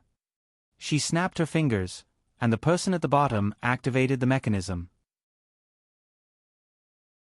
Her hanging basket slowly moved down, and finally entered a dark room underground. The mechanism above Gu Jiao's head also began to turn. It was a huge winch, and it was above the heavenly silks. Every time the winch turned, the heavenly silks would tighten towards Gu Jiao. "Young commander." It was Zhao Dongfeng's voice. The 3 of them found the room on the tower. They saw Gu Jiao standing on 2 planks, and her feet were in the air. This was too dangerous. The 3 of them rushed forward without any explanation, wanting to save Gu Jiao. "Don't come over," Gu Jiao said. The 3 of them stopped in their tracks. Gu Jiao said, "There's heavenly silks of the heavenly silks." The 3 of them blocked the light, so they could not see. They scattered to the side, and with the light and angle, they could see the intertwined threads in the room. There was actually so much heavenly silks of the heavenly silks, the 3 of them were stunned. The planks under her feet were very narrow, so Gu Jiao had to maintain perfect balance to not let herself fall. She gently placed the red tasseled spear on the planks, and slowly took out the heavenly silk's gloves and put them on. She wanted to try and tear a hole, but when she moved one of the threads, the winch increased its strength and turned twice. The heavenly silks of the heavenly silks tightened around her by an inch. Hiss! One of the red tasseled spears, red tasseled spear, was cut off. Wanren Chong stared. "Winch. Stop the winch." The problem was, how could they stop the winch? They tried to use weapons and hidden weapons, but before they could touch the winch, the heavenly silks of the heavenly silks were cut into pieces. Ka! The winch turned again, and a small piece of the plank was cut off. When the plank was completely cut, Gu Jiao would fall and be cut into pieces by the heavenly silks of the heavenly silks of the heavenly silks below. "What should we do?" Zhao Dengfeng asked. Wanren Chong frowned. "We can only do it from the roof. You 2 go up to the roof, and I will tell you what to do." The 2 of them nodded, and used their qing gong to go up to the roof. Wanren Chong stood at the door, and stared at the winch's position, a little to the right. "Yes, that tile. Take it away, and be careful not to trigger the mechanism." The 2 of them carefully took away the tile on the roof, and finally saw the winch below. Li Shen pulled out his long sword, and stabbed it down, and it was stuck in the shaft of the winch. Success! Zhao Dengfeng let out a long sigh of relief. As soon as his voice fell, a ka sound was heard. The winch was so strong that it broke Li Shen's long sword. To make matters worse, the spinning speed of the winch began to increase abruptly. The Snowland Heavenly Silkworm silk came from all directions, cutting towards Gu Jiao. Wanren Chong felt as if he had fallen into an ice cellar. "Zhao Dengfeng, where is your sword?" Zhao Dengfeng broke out in cold sweat. "The capstan is spinning too fast. I can't get it in." Wanren Chong shouted, "Even if you can't get in, you still have to get in. The young commander will lose his life." Zhao Dengfeng was so anxious that smoke was coming out of his 7 orifices. "I want to too. I really can't get stuck. It's over. It's really over." The snow domain heavenly silkworm silk was about to encircle them. Bang! A sharp sword chi pierced through the air from behind the two of them, sending them flying away in a domineering manner. Even half of the roof was blown away. Wan Ren Chong was standing at the door of the room. He was unable to open his eyes due to the sudden burst of smoke, dust, and debris. "Little Commander!" Li Shen shouted. A stalwart figure descended from the sky and knelt on one knee on the beam of the house. Holding the black iron longsword with both hands, he swung it down viciously and blocked the spinning capstan. Everyone broke out in cold sweat. They looked at the expert who had appeared in the sky in disbelief. Wasn't this the old man who had been guarding the little commander's tent for the past few days and forbade anyone from visiting the unconscious little commander? They had heard that he had gone to Pooh City to gather information. He looked quite old. How could his martial arts be so strong? Gu Jiao looked up at the old marquis who had descended from the sky. "So, it was my sworn brother. My sworn brother was so powerful. Give me your mysterious power." The old marquis ignored the glances of his brothers. He found the mechanism under the capstan and removed the snow domain heavenly silkworm silk around Gu Jiao. Gu Jiao, who had no idea that she had already fallen off the horse, picked up the red tasseled spear on the wooden board and reached out her hand to the old marquis. "Pull me up." The old marquis looked at this impudent little girl who had teased him. He was so angry that he couldn't vent his anger. He had nothing better to do than to take care of this little girl. Wasn't she quite capable? "Come up if you have the ability. If you can't do it, throw him down. He would take care of her again." He wasn't Gu Chao. Gu Jiao pointed to her little foot. She had sprained her ankle. Half an hour later, the old marquis expressionlessly carried Gu Jiao down the city gate tower. Digression: the last few hours, the tickets have been cleared. The latest chapter of this book is not finished yet. For more exciting content, please scan the QR code below to download the app. Novels are updated at a faster rate. Millions of novels are free to read. Novels with connotations that can't be found online are all available here.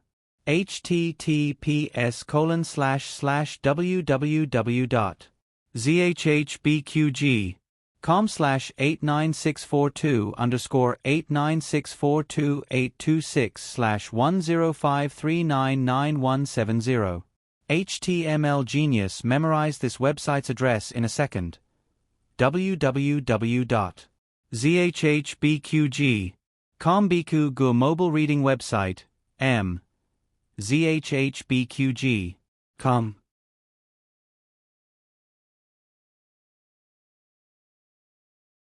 Chapter 874. The latest chapter is not finished yet. For more exciting content, please scan the QR code below to download the app. Novels are updated faster. Millions of novels are free to read. Novels with content that could not be found online are all available here. After the South Gate was broken, the Han family members were defeated and fled. The Jin army did not send reinforcements. Indeed, the Jin army did not care about the Han family members, but the final reason was that the other three gates were also under attack. Marquis Xian Ping stole the advanced siege weapons from the Liang people, which made the situation worse for the Jin army. The Jin army had the geographical advantage and could defend the city with half of their forces. Now they had to go all out. Everyone heaved a sigh of relief when Gu Jiao was successfully rescued. The people that were rescued by Gu Jiao were taken away by Wan Ren Chong. He found a cavalry to send them to a nearby hospital. The rest were on standby, waiting for the next mission. The old marquis placed Gu Jiao on a small stone by the street. The Black Wind King came over and sniffed her. Gu Jiao was about to say, "I'm fine," when she glanced at the old marquis and patted him. Wan Ren Chong and the other two walked over. Zhao Dengfeng looked at Gu Jiao and asked, "Little Commander, are you okay?" Gu Jiao took out a small book and wrote, "I'm fine." The three frowned. What happened? Why did she write? Did her throat go hoarse? The old marquis put his hands behind his back and stood to the side with a cold face. There was an unknown anger in his heart that he could not vent. After coming to the Yen kingdom for so long, he had learned a lot of the Yen language. He could understand simple words and speak a little. He heard the 3 old subordinates of the Shenyuan family mention a name, Han Yi. "I'll go catch him," Li Shen said. "I'll go." Zhao Dengfeng said, "Your arm is injured. Let the doctor bandage it for you." Li Shen looked at his left arm and said, "It's just a small injury." Wan Renchong said, "You two stay here and guard the city. Lord Zhou and I will go and capture them." The old Marquis opened his mouth and hesitated for a moment. Then, he spoke in the language of the Yen kingdom that was not very standard. "Is that Han Yi in his 20s? Is he very young?" The 3 of them nodded in unison. "Yes." The old Marquis pointed to an alley not far away. "Is the person tied up inside the alley the one you want to catch?"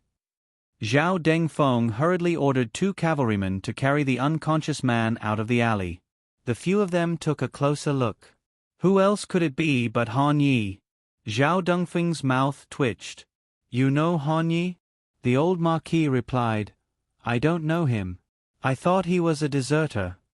Everyone, Gu Jiao nodded seriously and gave the old Marquis a thumbs up. "Big brother, as expected of you." Old Marquis, "All right, Han Yi had been dealt with, but things weren't over yet." Zhao Dengfeng angrily said, "There's still 1 more month, Lu Yi. The mechanism just now was set up by her. She almost killed the young commander. I must catch her. I'll tear her to pieces." When the 3 of them arrived at the gate tower, although they didn't see Lu Yi, they heard her arrogant and vicious voice. The few of them were very angry at her. She was so young, but she was so vicious. They had to kill her quickly. Otherwise, who knew how many people she would harm if she was left alive? Wan Renchong said, "There seems to be a mechanism under the gate tower. Let's go look for it later." The old Marquis was silent for a moment before speaking again. "Maybe. There's no need." The few of them looked at him in unison. Zhao Dengfeng asked in a daze, "You didn't catch her too, did you?" "No," the old Marquis said. The 3 of them let out a long sigh of relief. "That's right. Lu Yi had just left and you appeared. How could you catch her in such a short time? You didn't give the experts a chance to live at all." The old Marquis said, "I just activated the mechanism in the underground house. She should be trapped inside now." The 3 of them. The old Marquis had been gathering information in Puff City these past few days, but he hadn't infiltrated the army camp or the city lord's mansion.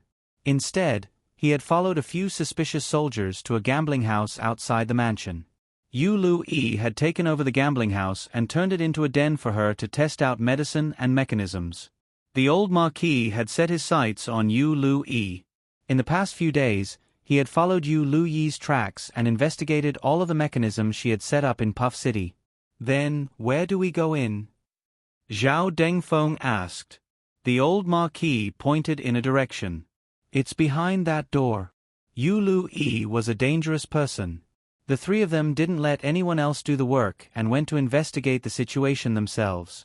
In the end, they really did find the secret room and saw Lu Yi pressed to the ground by a huge jack. Lu Yi's leg bones had been crushed and several of her ribs had been broken. Her dantian had been destroyed and she had spat out a mouthful of blood. She probably never dreamed that she would be destroyed by the mechanism she had set up. The next step was to formulate the next step of the plan. The Han family still had 20,000 soldiers in the city and the old Marquis didn't agree to chase after them. The old Marquis said, "It's easy to take down the south gate and it's also easy to break the defense. If the Jin army finds that they are no match for them and wants to retreat from the south gate, what do you plan to do? Do you plan to let them go or defend the gate?" That's right. After all, this wasn't Jin's territory. The Jin army wouldn't defend it at all costs. At most, they would retreat. It seemed that they couldn't move the soldiers here. Gu Jiao took out a small notebook and wrote, "Big brother is still the experienced one. He's considerate." Her handwriting wasn't good, but her proud tone was overflowing. The old Marquis turned his face away coldly. Gu Jiao touched her chin. Big Brother's mood wasn't good? The officers and soldiers of the Dark Wind Battalion and the Dark Shadow Battalion were resting and reorganizing on the spot. Zhou Ran led his subordinates to set up camp and clean up the battlefield. Zhang Shuyong went to organize and deal with the prisoners of war. Wan Renchong and the other two returned to their respective posts to repair the armor, cook the food, and chop firewood. Gu Jiao sat on a stone stool outside the tent and looked at the new intelligence sent by the scouts.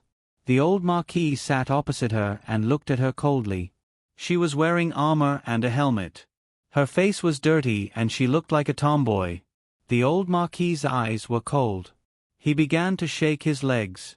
After shaking his right leg, he shook his left leg. After shaking his left leg, he changed his posture and continued to shake his legs. Gu Jiao was lost in thought. From time to time, she would come up with a strategy in her mind. The old Marquis crossed his arms. After a while, Gu Jiao still didn't look over. He stood up and walked in front of Gu Jiao. His tall and strong figure shrouded Gu Jiao. Gu Jiao was slightly stunned. "Who thinks I'm naked?" Grumble, Gu Jiao's stomach grumbled. She saw the brocade pouch at the old Marquis's waist. It emitted a tempting fragrance. The old Marquis looked at her drooling face and frowned. He took off the brocade pouch at his waist and threw it to her. There were a few pieces of crispy candy and walnuts in the pouch. Gu Jiao didn't eat much crispy candy. She took out the walnuts. When a normal girl took a walnut, she would hand it to her grandfather delicately and say shyly, "The walnuts are too hard. I can't open them. Grandfather, please help me open them." But this girl, she directly grabbed 2 walnuts and smashed them on her helmet with a bang. The image of Jiao Jiao's little granddaughter in the old Marquis's mind was smashed. He shivered and looked at Gu Jiao in disbelief. Gu Jiao handed the opened walnuts to him. "Here, do you want to eat?" The old Marquis was speechless. On the other side, after Liao Chan and Taoist Qing Feng parted ways, he used his lightness skill to come to the mayor's mansion. He came to kill Gong Sunyu.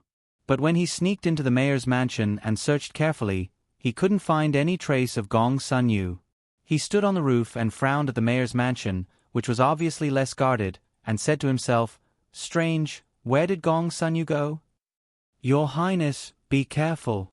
In a small cow shed outside Pu City, Mu Qingchen reached out to support Shangguan Yen, who almost stepped on air.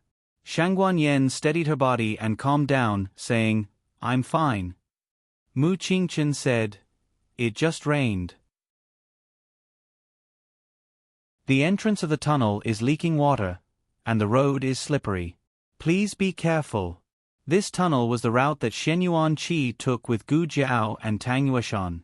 When they came out, Shen Yuan-Chi didn't activate the mechanism, so they could go a second time. Gu Jiao drew a detailed map. Pu City was surrounded by battles. The Crown Princess took Mu Qingchen and a group of experts to the tunnel to meet with Shangguan Qing. Mu Qingchen took the lead. The group of people held torches and walked down the tunnel. The last person closed the wooden door on the ground. The tunnel was wet. After a few steps, Shangguan Yan's shoes were wet. She didn't care about this little discomfort. Her heart was full of her son. It had been a day and a night. How was the situation in Ghost Mountain? At this time, the battle at the South Gate had begun, and the East Gate would be soon. She didn't know if Gong Sun Yu had sent someone to ask Jie Xingzhou to withdraw.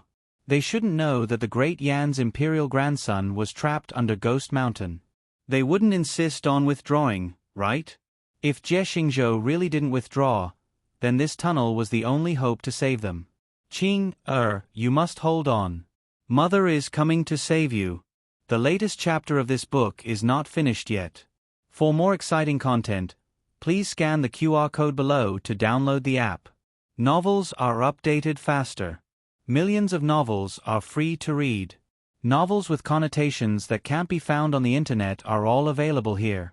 https://www.zhhbqg.com/89642_896428226/105383817 HTML Genius memorized this website's address in 1 second. www.zhhbqg.com Biku Gu mobile reading website, zhhbqg.com. You're tuning in to the Narrate and Escape YouTube channel. Don't forget to subscribe and join us on this journey to catch the most captivating stories.